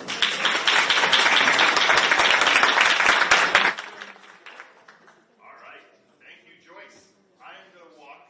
I don't stand at the podium, so I move around, and as you all come back in here. So let me start off with a couple of quick housekeeping items about this presentation. You don't need to take pictures. You can if you want. But at the very end, there's a big card that comes up with QR codes. You can download the presentation from my website, so it makes it easier. It's a PDF. It'll also have my LinkedIn connection if you want to connect with me on LinkedIn. Got a lot of information out there. So, that being said, I'm going to talk to you. Let me get the music. Thanks, Warren. Dolly goes in a nightclub here. I think I had to start doing a comedy show. You don't want me doing comedy or singing. So, I am actually a 3-time tech entrepreneur who fell into human resources and became chief human resource officer for a large bank. So I've got a very strong tech background. Started as a high school math teacher, so I know how to keep attention. If you in the back there start to fall asleep after lunch here, so I know how to do it. I am going to talk with you today about AI in a way that you've never heard it talked about before. I'm going to challenge you that if I don't do that, and you've not heard me speak before, let me know. I have spoken to over 9,000 people. This is about the 75th time I've done it this year, and not a single person has come up and told me that I've meant that they've broken that challenge. So, because I'm going to talk about it in a very practical way. It is here. It's going to change our world. All that stuff. That is awesome. It's going to impact healthcare. It is already impacting healthcare. In fact, Chi had that graphic. I almost didn't see the same data. He had financial institutions ahead of healthcare. From my experience, I'm seeing healthcare actually adopting it much more than financial institutions right now. There's ways you're using it in healthcare that we weren't when I was at the bank. But we're going to talk about it here a bit practical. I'm going to start off with telling you my job is not to show you. I'll show you some great techniques and things. In fact, there'll be some slides that are kind of heavy. Don't worry, download the PDF. But my job is to, what I say, spark, ignite, and empower. I'm going to help you, and I'm going to help your teams get comfortable with AI, understand it a bit more, build a little trust with it. Some of you may already do that. That's okay.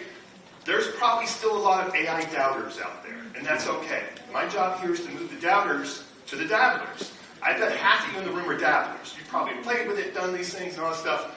I'm going to move you to a doer to get things done with it.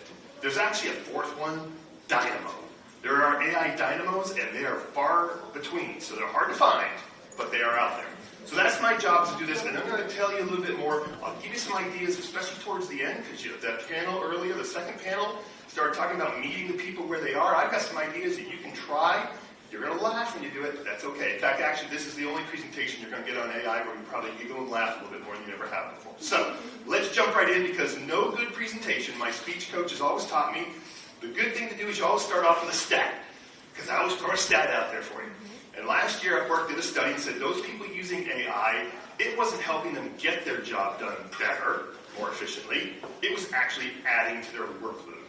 Many reasons for this, and I'm going to talk about some of those today. But the biggest one was we weren't preparing people for these tools. These things are very different. I'm going to talk about how they're different. We weren't preparing people. We were just at stage 3.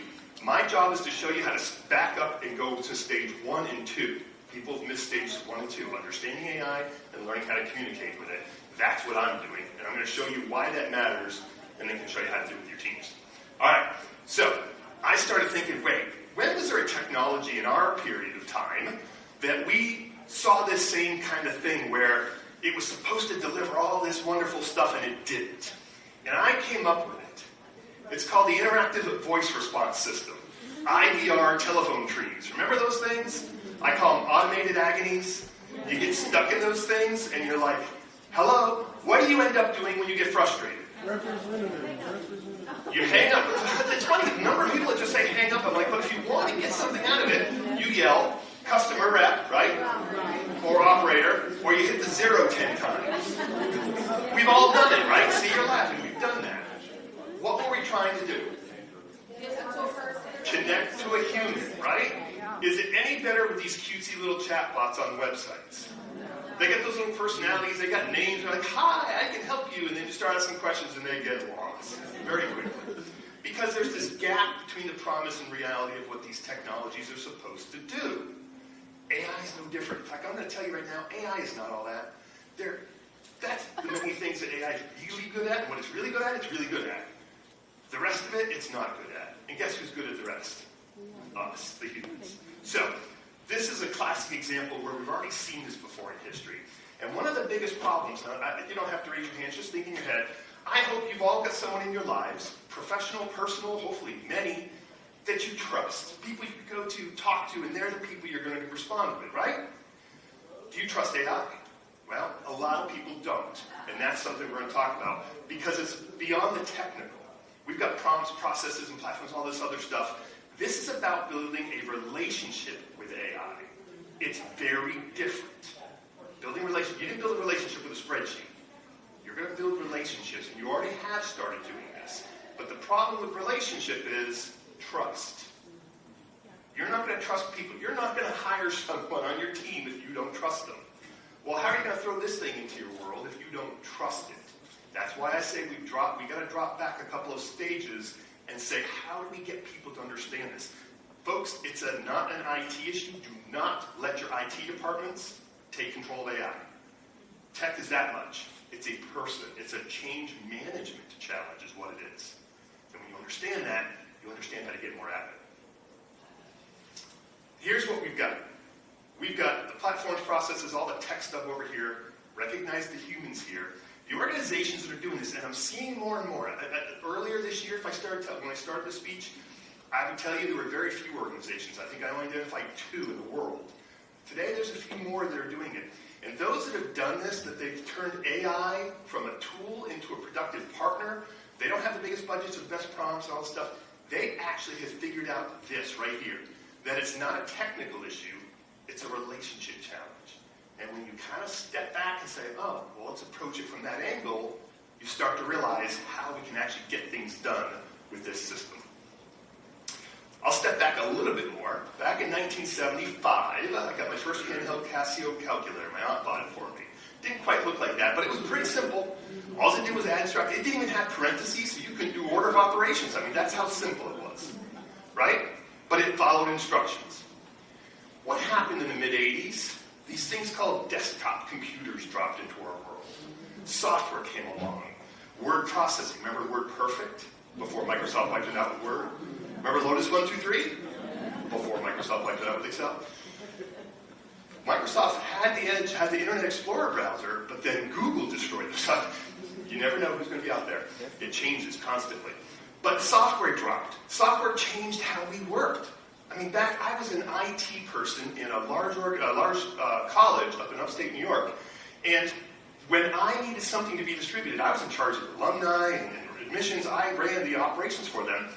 I had this handed to my notes to the executive secretary of the department. She typed it, photocopied it, and put it into the interdepartmental mail. That's how it was distributed in the late 80s. The desktop computers really started to show up on everyone's desk later, early 90s, and suddenly I could just type it myself and send it via email. It changed the way we work, and that's okay. We all accepted that. So AI is a lot of the same way. We are now in the era of AI partners, and it's going to look very different. We went from ChatGPT, we'll talk about that in a minute, chatbots, agents, agentic AI, we'll talk about that in a minute. Don't worry about those. That's more hype right now than anything. But it requires a different mindset. It requires us to think. The skills we need are very different. Folks, that calculator was 50 years ago. 40 years ago for the software. 3 years ago when ChatGPT, the first commercial generative AI, appeared. And look how much that has changed in 3 years. But keep in mind, it's still an infant. It's 3 years old. Look how far we've come in those two. So that's why I want to step back and make sure we realize this and it makes sense. So we're going to talk a little bit about this today. Why this matters, how to build those relationships, move people from, I used to call it anxious, but people don't like being called anxious, uncertain. So move people from uncertain or doubt. They've got anxiety, we know it, but let's call them uncertain. How to move them from there further forward. So let me start off. A couple of things I like to do is throw people's minds out of control. So I tried to wrap this up and say, how do I describe this to people? Again, I'm an educator. I've got to describe this to you. So, of course, we've got our intellectual quotient, our IQ. We've got our EQ, the emotional intelligence. But we've got this thing now that we've called AIQ. Your artificial intelligence quotient is how you learn to interact with, respond, and get things out of AI. I've got a great friend of mine. I'm EQI 2.0 certified, so I understand the emotional intelligence. I've got a great person up in Northern Virginia who's really well known in that space. And we started discussing this earlier this year when I came up with the AIQ concept. He was worried that people then were going to worry about, they're not going to want to study EQ anymore, emotional intelligence. And we came to this thing that they're not a balance. They actually both need to rise at the same time. I'll give you some examples of how my emotional intelligence has changed over the past 3 years since I discovered ChatGPT, and how I've developed my AIQ. So the AIQ concept is really about that. It is how to build your self-awareness. There are a lot of people, still too many on the left-hand side here. There are a few over here, you might know a few of them, that are a little overconfident, think AI does everything right. No, it's not true either. The goal is to get everybody to the middle. We want that balance. We want you to be aware. We want you to be adaptable. Critical thinking. So many people say AI is going to make us dumb, that we're going to lose our critical thinking skills. I challenged that. In fact, there was a discussion of it 2 days ago on LinkedIn.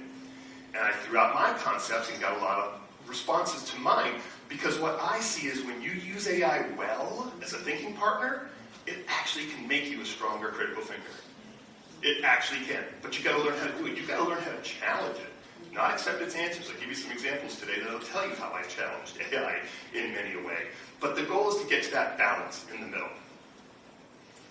So I'm going to talk to you today about 5 ways to get things done with AI. This is part of a boot camp. You're going to walk away with some concepts. We're going to talk about those first 2 of the steps that we've got to back up to. Understanding it, communicating with it. Most people throw stuff into prompt design, but I'll talk about prompt design, the change management aspects, and then I'll give you this idea of this practical results sprints, and I'm going to give you in the healthcare world some ideas on how you can do that. Let's start with understanding AI. The first thing to do with understanding AI is to understand what it is and what it isn't. 3 dangerous myths about it. The first is that you just need the perfect prompt. That's not true at all. Wrong. The prompts are important. We'll talk about that in a minute under prompt design. But the prompt is not the answer. And I think someone said it earlier. I think Warren said it about it's not necessarily the answer. It's what the question you're asking, right? So the prompt matters, but you don't need the perfect prompts. The second myth is that it's just fancy software. Wrong again. Here's why. If you take a set of numbers and copy it into an Excel spreadsheet and hit the sum button, you get a number. You take that same set of numbers, put it in another spreadsheet, another worksheet, I don't care where you put it, hit the sum again, you're going to get the same number. Software, as we know it, is deterministic. You put data, a bunch of timesheets into a payroll system, and click the payroll button. My team would always tell me it's not that simple. I know, but for the sake of argument, you get a bunch of direct deposits and checks. If you do it again with the same set of data, you should, or your human capital management system's got problems, get the same results. It's called deterministic. Software is deterministic. AI is non-deterministic. AI adapts, it learns, and will give you a different set of answers for possibly the same set of questions. That frustrates people or upsets them, say, well, then how do I trust it? How do I rely on it? You do when you understand that's how it works. How to tap into that power of that, how it does that. Because when you put your data in the software, you expect it to come out. When you put it in there, I expect it to do things when I learned how to use it to its maximum. So that's the thing, it's not just fancy software. And then finally, you need to be technical. Nope. There are 2 skills that I've seen through the research. There's an entire body of research called HIT that's being done out there, the Human Interactive Technology. I forget what they stand for, but they call it HIT. That's about how humans are using technology. They've been doing it for a while, but now they're doing it with AI. They showed the same thing. There are 2 skills. Your adaptability and your emotional intelligence actually make you stronger AI users. That emotional intelligence is if you were sitting there saying, I'm not going to use it, you put the wall up, you got to change your emotional intelligence because you have to drop that wall a little bit and accept it. So the EQ, your EQ and your adaptability actually are stronger than that. So you have to get used to that piece. All right, here's the part that I've said this many times before. Each of the years I do my AI speeches. And when I first put it up there, you're going to kind of think it's different. But I've had people come up to me afterwards and say it makes a difference in how they approach AI. If you think of AI as the smartest 7-year-olds you ever encounter, you'll change the way you work with it. And that's because of 3 reasons. 1, it thinks it knows everything, but it lacks worldly context and experience. Right? We've all been 7-year-olds, and many of us have raised 7-year-olds. They think they got it. 5 or 6-year-olds are still in their bubble. You know, they don't really understand what the world's about. By 7, 8, or 9, kids, something happens in their lives, something maybe tragic, and they start to realize, wow, there you go. But they think, they man up, and we got this. No. We know what they don't know. AI is the same way. It's got a ton of information. It can process that information in ways we can't necessarily, but it does not understand. It will describe to you in detail love and hate, joy and sadness, but it has no idea what they are. You ever hear the thing earlier this year where ChatGPT couldn't tell you the number of R's in strawberry? It was true. If you tried it, OpenAI went through the entire dictionary and programmed it so now you can ask it and it will tell you. But it didn't know because it did not know the word strawberry. It knew it in context of a color, of a flavor, of a fruit. It had no idea that it was the word strawberry. Think about that. That's powerful. When you start to understand that, you understand that this thing is not everything, but it's good at something. Sorry. So that's the first thing. You know, it thinks it knows everything. The second, you've got to be direct and specific with it. The words you use matter. You walk in and your 7-year-old son is jumping up and down the couch and you say, don't jump up and down on the couch.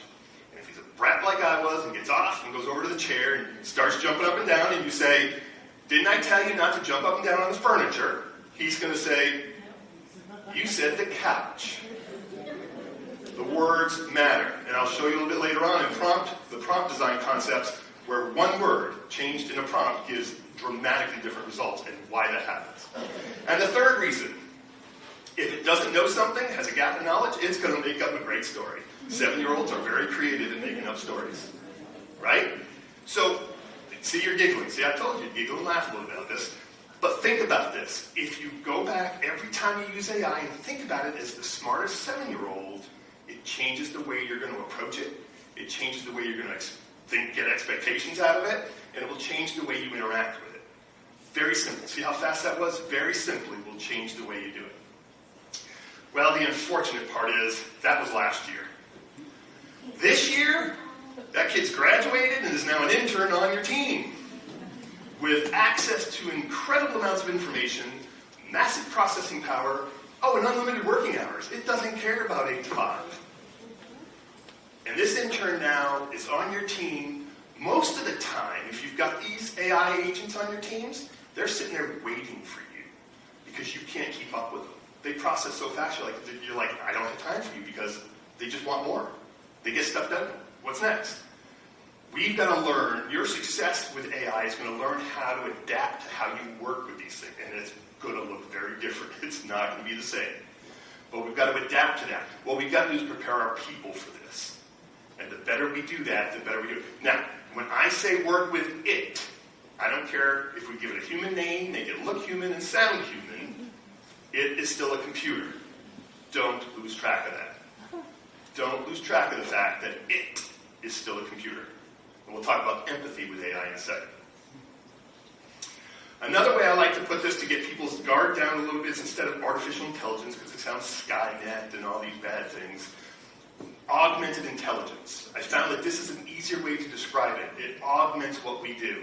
And I love using this example from Marvel. If you're familiar with Tony Stark, boy genius, visionary guy, has crazy ideas, right? And all the money to back it. And his AI sidekick, Jarvis. And I asked the question, who's smarter, Tony or Jarvis? Bless you. Most people say Tony. Oh, I heard Jarvis. Most people say Tony. It's a trick question because actually Iron Man cannot exist without both of them. Iron Man is Tony's crazy ideas. Jarvis helps him come up with materials that had never been created and things that, but it's the two of them working together. Jarvis augments his ideas. Jarvis doesn't come up with the ideas. It augments his ideas. And in the end, who's in that body? Tony, the human. It's not flying by itself. That's on purpose. Tony is in there. Because the human is augmented by AI. And that's what we're after, is augmentation. If we help our people understand, this isn't about replacing. Can it change jobs? Might it replace a job? It's going to. For people to tell you it's not going to, don't believe them. It's going to. It's going to change the way we work. If I had said something 20 years ago about a social media manager or a drone operator, you'd say, what are those? Things are going to change. Stuff's going to happen. 20 years ago, if I said something about ordering on Amazon, like, okay, I order books. No, you can get everything delivered, all your food and everything delivered. Pharmacy now, you can get all delivered. By the way, this afternoon if you want. So it's going to change, and that's okay. But think about this, is it's really how to augment and extend what we are really good at. Remember what I said earlier? We as humans are good at a lot of things. Let's use AI to extend that. And that's where we get better at it. Okay, understanding. So you see now how if we step back and help everyone around us, just understand basic concepts, they're going to get a little more comfortable now. They might trust it a little bit more. Let's talk about communicating. So I have a whole process that I've done. I do classes, webinars, seminars, and I started wrapping it together saying, well, how can I describe this again? I'm an educator trying to describe it to you. And I really learned that it's like speaking a language.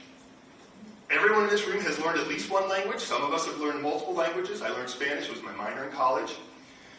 So when you think about how we learn and grow with languages, it's very similar with AI, but it's also different. So just quickly, let's walk through what's it like for humans to learn a language. I broke it down into 4 simple parts. You start with vocabulary. You have to start with the alphabet. Words, when we're teaching children, it starts with the alphabet, then it starts with words, and then pictures, and right? Before you even get to putting sentences together, you got to start with the basics. Then you move to the grammar. You start putting the words and phrases and sentences, right? Diagramming sentences in middle school, yeah, we all did that, right? Remember that? I didn't know until I guess my poor English teachers probably taught us this, but I didn't know there was anything besides present, past, and future tenses until I started learning Spanish and realized there's 14 tenses and perfect subjunctive is one of them. And so you learn the grammar. You learn how the words, the phrases all come together. Then you add the culture, the geography, the norms, beliefs, experiences.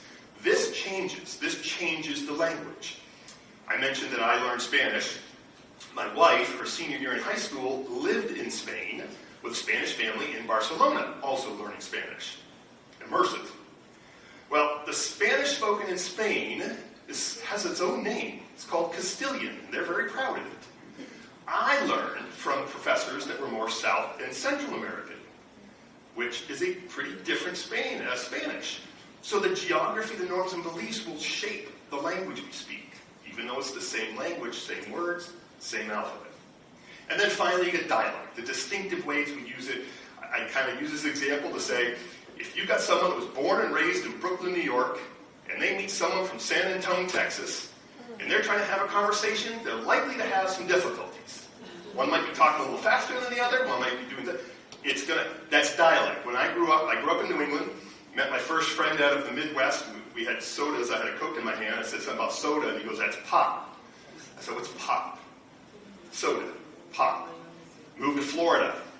First time I grabbed a carton was at the shopping store, and the woman says, you want to put that in your buggy? I said, what's buggy? That. So dialect shapes the language again, depending on what we do with it, right? So, very quickly, I just taught you right there, right? That's how we all learn languages. What's that look like with AI? Let's look at the vocabulary and grammar. Remember seconds ago I said something about the words matter? I have a prompt I do in a seminar. When I've got seminars that we're all in the room, they've got computers, and we're trying to get together. And I have a little prompt that says, hey, we're starting a business to do X, Y, Z. We need a website that does it. We need marketing and SEO, all that stuff. And then at the end it says, I want cheap solutions. We all run it and we get our answers. Then we take that same prompt and we change cheap to cost effective and run it again. Complete different set of answers. Not just because it's not deterministic, it's just totally different. To us, cheap and cost effective seem like the same words, but they're not. When AI sees cheap, zero or very low cost. When it sees cost effective, it's like, well, you're willing to put some money in, but you want good value for what you're getting. See the difference? The words matter. Those specific words matter. And here's why. And I'm going to give you a very quick, I was a mathematics major, how AI works. AI, generative AI today, is a pattern matching probabilistic system. That's all it is. What's that mean? It matches patterns and it guesses what the next word should be. That's how it works. Very simply. It's much more complicated, but that's how it simply works. When it sees those words, when it's being taught language and stuff, they turn every word and phrase into vectors of math. That's why it doesn't know the word strawberry. It only knows it in context, because it's a bunch of vectors of numbers. When it takes your prompt, it turns your prompt into a bunch of vectors and numbers, and then matches the patterns very fast. That's how it works. So it sees those words very specifically. So the words matter when you're talking to AI. Second, structured versus verbose. I'm not going to go into this because it's going to be in the prompt design. I'll give you very good examples, but most of you probably type your prompts directly in the AI. Please don't do that. At least your initial prompt. And second of all, you probably write it like a term paper. You're just sitting there. I'll give you reasons why that doesn't work as well either. But we'll talk about that in a second. But the grammar of how to communicate with AI is about how you structure what you're asking it. Third, culture. Bias. We heard bias earlier, right? We are all biased. I said that earlier. That's true. But we all still deal with each other. What we learn is how to recognize the biases and not use them to make decisions, correct? That's what we do. AI is biased. It is biased from 3 different sources. One is its training data. Again, that was brought up earlier. The data it's trained on. Back when ChatGPT first came out, it was very North American centric. If you asked it questions about Europe and Asia, it had no clue. Because it had not been taught yet. Most of the talk hadn't been loaded yet with information. It's really not taught, it's loaded. So today they've gotten better and better. But the data, Gemini, Perplexity, Claude, Copilot, OpenAI's ChatGPT, they all are taught on different sets of data. So they have different sets. Now, they're biased, intentionally or not, to data. The second place it comes from is the prompt engineers. Those are the people that take content and try to make sense of it for the AI. They try to teach the AI what it looks like.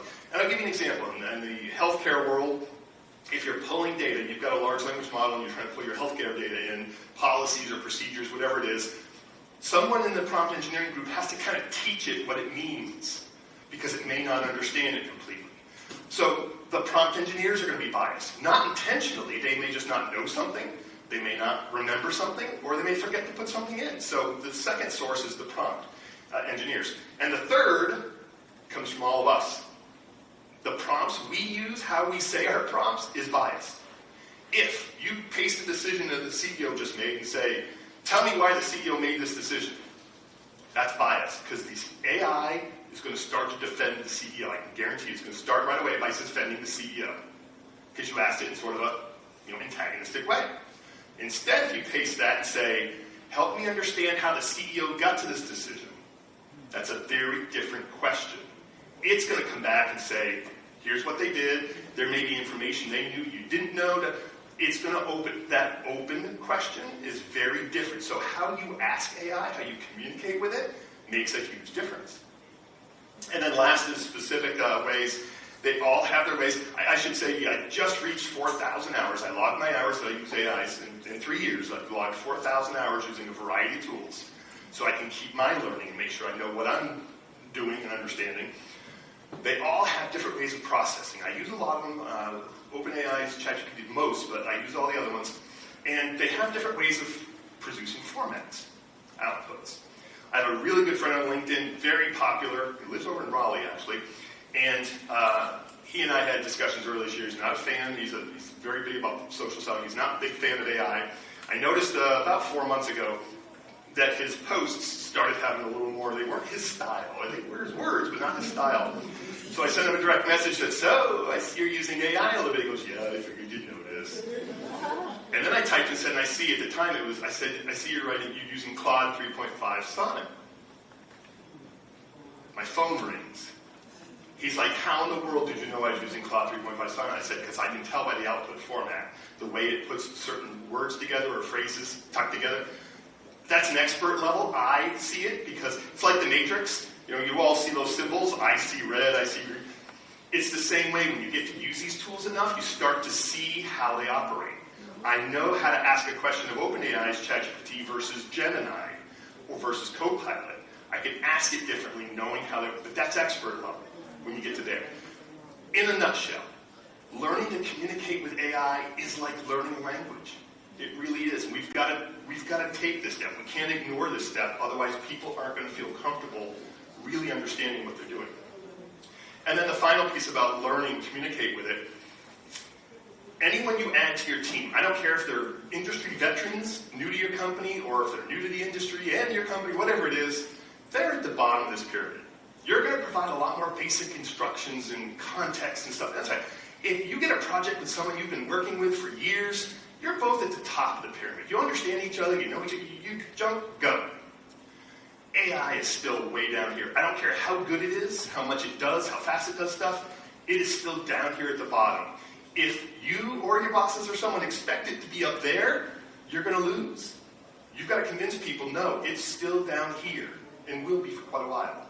We've got to understand that so that we know how do we keep rising it up. And that's the whole speak fluently concept. How do we get to learn to speak fluently with AI?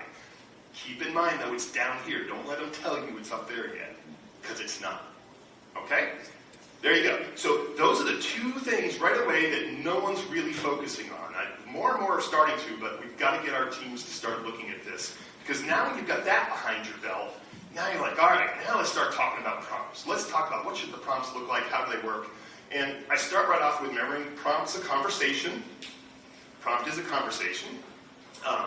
Its ability to learn and adapt from you is powerful. Provide more context, like that 7-year-old. Just keep that in mind. There's no need for empathy. Now this isn't saying please and thank you. You can do that all you want. I had a woman that says, well, my mom's all taught me to say please. That's fine. My point is, if it doesn't do something right, tell it directly. You did not follow my instructions, do it again. Right? Hopefully you don't treat humans that way. And this is the difference between the EQ and the AIQ. With AIQ, you should do that. Why should you? Well, that was pretty good. You almost had it. You're fluffing it. It's going to get confused. Because remember, it really doesn't know what you're saying. It just sees words and phrases. Right? Now you can see why no empathy. Give it direct instructions. But that's where that balance, it's not even balance. That's where both EQ and AIQ have to rise together. Don't give up. Ask different questions. This is a question I came up with one time that was just amazing. If you don't know something or it's not giving what you want, say, what 3 questions should I ask you to solve this problem or learn more about a topic? I had this happen to me a few years ago. Yeah, it wouldn't do something. Wouldn't produce the output I wanted. And I finally just said, what 3 questions should I ask you? I did this just me, challenging it. What 3 questions should I ask you to understand how to solve this issue? And it came back and said, oh, simple. Let's talk about this, this, and this. Oh, great. All right, question 1. Literally in about 3 more prompts, I had my answer. I challenged it. Tell me what I'm not knowing. What don't I know? You can do this with AI. It's so cool. You don't typically do this with people. If someone walked up to me and said, Paul, what 3 questions could I ask you to learn about your 30 years in business? And I'd be like, I don't know. But you can ask AI. AIQ, EQ. They're different. They work differently. All right, this is a verbose prompt. The content really doesn't matter, but this is typically how many of you write your prompts. Or at least your first prompts. Your conversational ones after, the follow-up questions can be shorter, but generally, here's what I'm trying to do, which isn't bad because you've got a rollover request. You kind of told it what you want. I teach people this is the better way to do your prompts. Your initial prompts, for many reasons, we'll talk about why in 1 second, you should always structure your prompts. It's more readable to you. You can share it with people who can understand it better. You can make templates out of it. We'll talk about templates in a minute. But this works much better. And I even prescribe to the first two should be the role you want AI to do, and the second should be the request, all right there at the top. Because, here's why. AI is like that golden retriever sitting there wagging his tail, sitting there and you're looking at you going, what do you want, what do you want, what do you want? If you just pile all this stuff all over the place, the minute it sees and starts scanning and gets to 5 or 6 words or phrases that match, it's squirreled.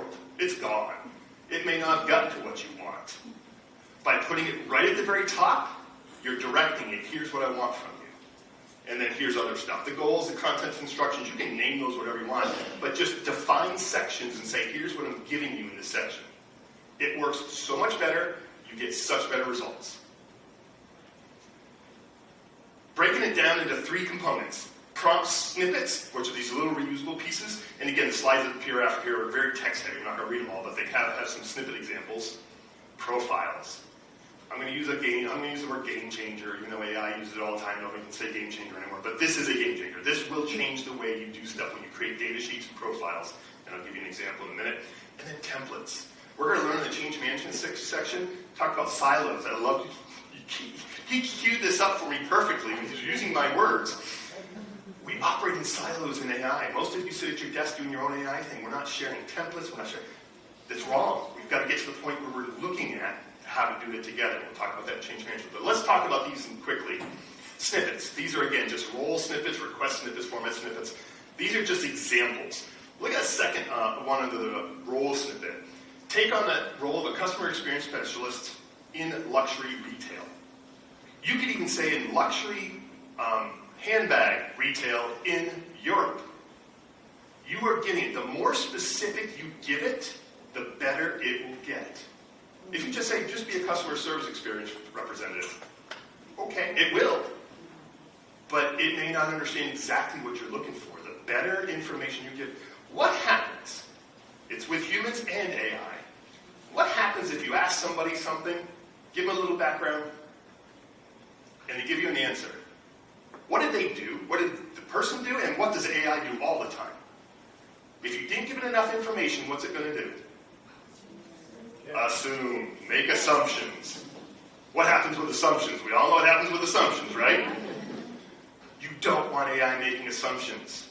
Provide it with more specific information, and it will not make the assumptions you don't want. Because that's where, and I've learned this, when I ask it things and didn't do it well, and it goes off on this tangent, like, that's not where I wanted to go, brought it back over, redid my prompt, and said I wasn't specific enough. Here's a great little trick. After you're done getting a response from AI, whatever it is, ask it this question. What 10 assumptions did you make because I did not provide enough information? Guaranteed, you're going to look at those lists and you're going to see a few of them in there. They're like, okay. That's when you modify your template, your prompt, go back and add an instruction or context, and rerun it. Isn't that powerful? Yes. What 10 assumptions did you make? That's so cool. That's what's so neat about this. When you start to learn how to use it ways that we're not used to using software. Then request snippets, format snippets, tone and style. It will default, like format. If you say summarize XYZ, what's it going to give you? Probably bullet points. Right? If you want bullet points, say give me bullet points. If you want some type of chart or graph or whatever, tell it that. Style and tone are the same way. Don't let it just assume. Now, you can teach it a little bit about your style and tone. I am schizophrenic on my AIs because I have different tones and styles. Like, I turned off memory in OpenAI because I don't want it remembering me across conversations, because the things I do in different conversations, one's a HR weekly newsletter, email newsletter, another one's prompt a day on LinkedIn. They're different tones, they're different audiences, but it was crossing them. I'm like, stop. Don't remember me across conversations. I am a different person in different places. So I set up my projects now, and I define who I am through tone and style. Tell it exactly what, I love this one down here. Deliver the response in a punchy, narrative-driven style with vivid examples and natural language flow. Don't assume it would know to do that. It makes some assumptions, but drive it. Tell it. Guide it. The better you do this, the better results you get. Profiles. So profiles honestly are just data sheets, just key value pairs. Honestly, it's all it is. And you can call the keys whatever you want. You can have personal profiles. You can have company profiles if you're doing research on organizations. You can have audience profiles. You can have project profiles. I'll give you an example of this is a simple profile of a person. But the advantage is when you build these, you can pull them into your prompts and now personalize things. Here's an example of that structured prompt we had before. Took out the middle. Create a personalized customer service training program. Before it was just create a customer training program. For the employee profile included under pound employee profile. I'm an old guy, it's a pound sign still, it's not a hashtag, but yeah, I know. It's still a pound sign. And then down here is pound employee profile. So by making this template, I can take the template, paste an employee profile in and run it. I can take the same template, create a separate profile for a different person and run it again and create personalized things like this. You automate an agent to say, here's my spreadsheet with all of them and say, go get it. That's where agents can be really powerful. But it's personalized. Why do we do the pound? So OpenAI taught us this in prompt engineering courses, that if I just said under employee profile, the large language model's data probably has the words employee profile, remember it's pattern matching, thousands of times, and it's maybe millions, who knows. It could get lost or confused thinking employee profile means something else. By doing that, there's not likelihood that that's going to be in its training data. So it'll see exactly what I'm looking at and find it. Just a little trick, a little technique to make sure you're driving it and guiding it to a way. But profiles are huge. If you're doing research on an organization, build a profile of that organization and say, help me understand what they're doing different than us. There's so many things you can do with profiles. Profiles are really big. And then finally, templates. Templates bring it all together. And again, you can put these in Word, Excel, I don't care what you do, but put them somewhere. And you can name your components. The left-hand side, I still think role and request should be your top two, and then you can name all the other stuff that you want. I'll give you an example on the right here. Examples. Giving it examples is always powerful if you've got examples. And then what to include. Ask it what to include. What to exclude. Let me give you another example of this. I had one time, about a year and a half now, where I gave it a prompt. My prompts sometimes are about 3 or 4 pages long in Google Docs because they're pretty specific. And I asked it not to include some things. And of course, it did it. And what's it do? It included them. That's where my EQ comes in saying, don't get frustrated with it. It's a machine. I didn't direct it right. So I said, you didn't follow my instructions. I said, do not include X, Y, Z. Do it again. Oh, sorry. It'll tell you, oh, sorry. It doesn't care. It's not sorry. It's programmed to tell you right. And then it did it. And I said, I'm not done with you yet. And this is where you've got to learn to do the same thing. I typed in, what could I have done the first time that you would have followed the instructions right the first time? Click. And it came back and said, since I'm a pattern matching system, this is what it told me. I sometimes lose words like the word not. The better way is to use the positive negative and say exclude things. Powerful, right? That's the relationship part, folks. That's not it just learning about me. I'm learning about it. But only when I ask it questions. Only when I say, why did you do that? What was your reasoning path? Ask AI when it comes back and say, if you do the deep ones now, they have a little drop down in OpenAI and ChatGPT, you can see its reasoning path. Ask it, what was your path that you follow for reasoning? Where did you get the data? What was your sources? That's a great one. What's the source of your data? Did you know you can tell it to make things up or not? You can actually have a snippet that I use all the time is on a creativity level from 0 to 10, 0 being none, 10 being as much creativity, set it to 3. If I'm doing an HR policy, it's 0. If I'm trying to write a story for a kid, 10. You can tell it. Don't assume. A lot of things that people talk about today too is that AI will present to you, and doesn't matter which tool, answers very confidently. Like that 7-year-old. But they have no idea. Because how many of you have ever gotten a confident answer when you question it saying, I don't think that's right. Oh, yes, sorry, yep, here, it's over here. I forgot this or that. But it presented it to you as, there it is, right there. Ask it, add a snippet to it. If you're interested or care, you have another snippet that says, on a confidence level of 1 to 100, give me your confidence level for the information you presented and 10 more reasons why. Or you can add the snippet that says, if you don't know something, tell me you don't know. You can add these to your prompts. Yeah, it changes the way you do work with AI. And you're going to trust it more now because you're driving and guiding it. Right? See how powerful this is? All right, change management. I'm not going to go through the whole chart here because I want to wrap up and still got some time with questions. But we all know we have to have trust in teams, right? If you don't trust people, if people don't have trust, they're not going to work together as teams. And there's the reason human teams very small. I mean, we can do a whole day's worth of seminar on building trust with teams, probably a whole week. Psychological safety. If people don't feel safe, they're not going to trust the environment, right? But what's that look like over here?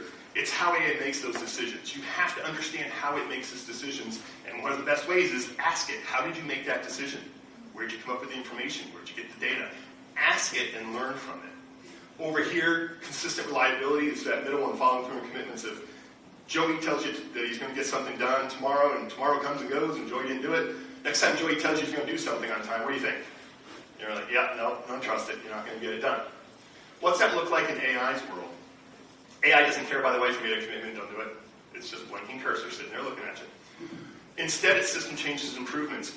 2 months ago when OpenAI dropped ChatGPT 5, they were like, this is awesome, it's great. And they dropped it on us. Just one morning I go in and all my conversations are all now 5, and they didn't give us the option to drop back to the old model. I think at least 80% of my prompts, conversations broke. They started producing results that were not the same that I'd been getting in the previous part of the conversation. I spent an hour on one prompt that I rely on to do work, saying, why did you give me different results? Well, I'm now 5, I operate differently. I don't care.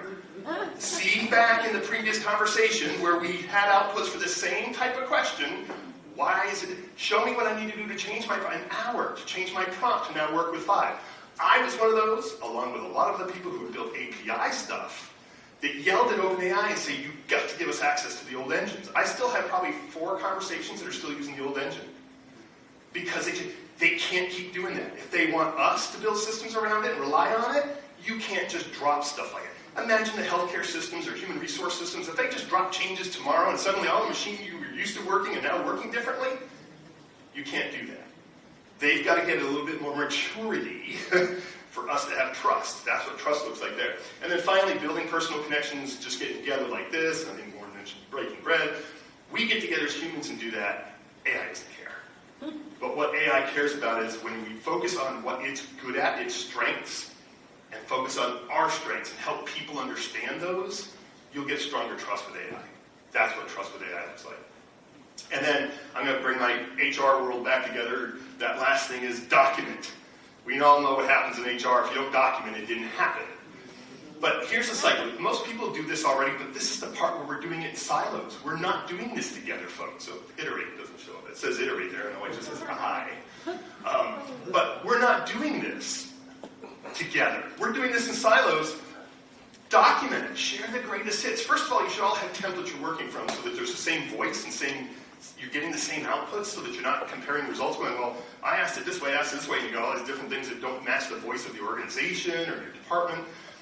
Greatest hits, share it because it's going to be different. This is so very different than anything we've ever dealt with before. And then last one here, I want to talk about this practical results sprint. This is basically agile. Fail fast and fail often. Pick small things and try it. If it didn't work, put it aside, document it, and go to the next thing. Don't get hung up with, well, we're trying to do all this. It doesn't matter. Try little things. Now, you have the issue in healthcare. We had it in banking. We have it in HR. Your data may not be in there. And if you don't have a lockdown enterprise model, please don't share customer data, personal data, HIPAA data. Don't share any of that on the open models. If you've got your own lockdown enterprise, check and make sure that it's locked the way you want it. You can do that. But even if you don't have your data, generate synthetic data. We came up with this earlier this year in February with my team, and because I had HR groups I was working with that said, I don't have my HR data. I'm like, well, we're going to wait until we have it. I said, don't wait. Let's keep learning. I built profiles. You fill out the profile, I'll generate you synthetic data that will be operations records, finance records, human resource records, patient records. 10 of them, 10,000. AI can generate all this if I give it really detailed profiles. You can get synthetic data that looks like your organization or your team or whatever that you can use to keep learning. Don't stop learning just because you don't have your data. It's a powerful way. All right, last one. Am I good on time? Yep. So this came up. I modify my speech as I learn from people. The study came out, MIT came out with that study that said only 5% of organizations are getting ROI. I had so many people call me and say, you've got this already, you figured this out. I said, that's right. The issue is they're just looking at ROI as investment. They're looking at efficiency and effectiveness. So basically, I spent money, I either saved money or made more money, right? That's all they're caring about on the investment side. What they're missing is there are so many aspects of ROI that go beyond those. I call it return on intelligence. In fact, I'm already crafting my speeches because all the organizations like Sherman and everyone that want me to speak next year, I have to put proposals in now. I have the 10 dimensions of ROI, of AI ROI. That's my speech next year to talk about a lot of these other ones that go beyond that. How do you build team collaboration, quality, accuracy, new approaches, solving problems? It may not hit the bottom line directly, but you do enough of those, it will start to hit the bottom line.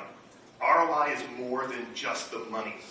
Now, of course, you want to get to the money, but we've got to step back. There's no way most AI systems today, and we're proving this through studies, that are going to give you that return on that investment right now.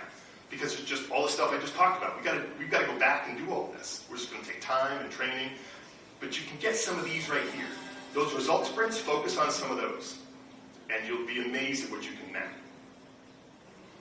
All right, 3 paths. There's 3 paths companies are taking. There's still too many on that wait and see.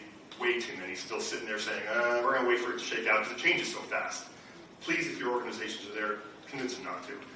Then you get the ones that just dump the prompt. Hey, we got Copilot now here. There is a $180 billion bank in this country that a guy reached out to me and said, hey, we're doing AI stuff. I said, what are you doing? He said, well, they taught us to take our finance data, it's a lockdown model, and paste it into Copilot and hit go. And it summarizes it nicely. I said, that's what they, he goes, yeah, that's what they told us to do. Let me show you some structure. I gave him some prompt ideas, and he was like, wow, we can do that? Yes. Now, this is a very large bank. Don't just dump the technical. Teach people what to do with it. Show them what they can. Finally, the people in the middle, the organizations that are building those relationships and getting things done with AI. We heard everyone talk about this earlier. Jeff actually even mentioned it. It is going to look very different. It's going to look extremely different. We've got to get used to that. We've got to prepare our teams for that. Please prepare. It's going to look weird. It's going to look different. There is a transition time. It is going to be different. We just have to be ready for that. Speaking of ready, where are you on the scale? Yeah, maybe a little bit of that still, this guy here, maybe that one here, a little of all of them. I usually ask people if you're ready, but I don't have to ask because I know you are. I know you're ready because Cool Cat's telling you you're ready. All right, final slide before the one where you can snapshot if you want. I hope I've convinced you that whole return of the building the human AI partnerships is really what we got to do, step back and do those other steps. The last thing I'd like to say there is, yes, today, well, don't wait, because while the perfect moment was yesterday, today is still a good day to start learning, right? Don't keep waiting, start today. And there's my slides, so if you want to take a snapshot, again, you can download the PDF there. Connect with me on LinkedIn. I do have a prompt a day. I put a prompt out there every single day. I've been doing that since April 1st of 2024. They range in topics from professional to personal to very creative. I think a couple Saturdays ago I had one that was about creating a distinctive beverage that has, you can set up magical powers, whatever, and it comes up with some pretty cool things. But anyways, if you want to learn more, please connect with me. You can reach out to me. I'm glad to answer any questions you have, or if I can help your teams see this. I do this keynote speech concept. If you've got leaders that want to hear it or need to hear it, I'd be glad to do it. So, great. Any questions at this moment? When can you not use AI? Well, that's a good question. So I would say not use AI when there's issues of ethics or responsibility in there. So you can use it to assist in making decisions, but don't let it make the decisions. And that is, again, around patient care. It's around hiring. It's around terminating. Any of those types of decisions that really ethically humans need to still be involved. Now, again, you can use it to help you come up with things you might not have thought of or process information. But in the end, that human has to make that decision. Don't let the AI make that decision. And of course, it should be used for human to advance humanity, not to destroy humanity. That's another one. You know, back in the day, 3 years ago, it didn't have guardrails. You could ask it how to make a bomb, it would tell you. Today they put guardrails, but there are still people who can jailbreak them. They still try to get it to tell you things you don't want it to tell you.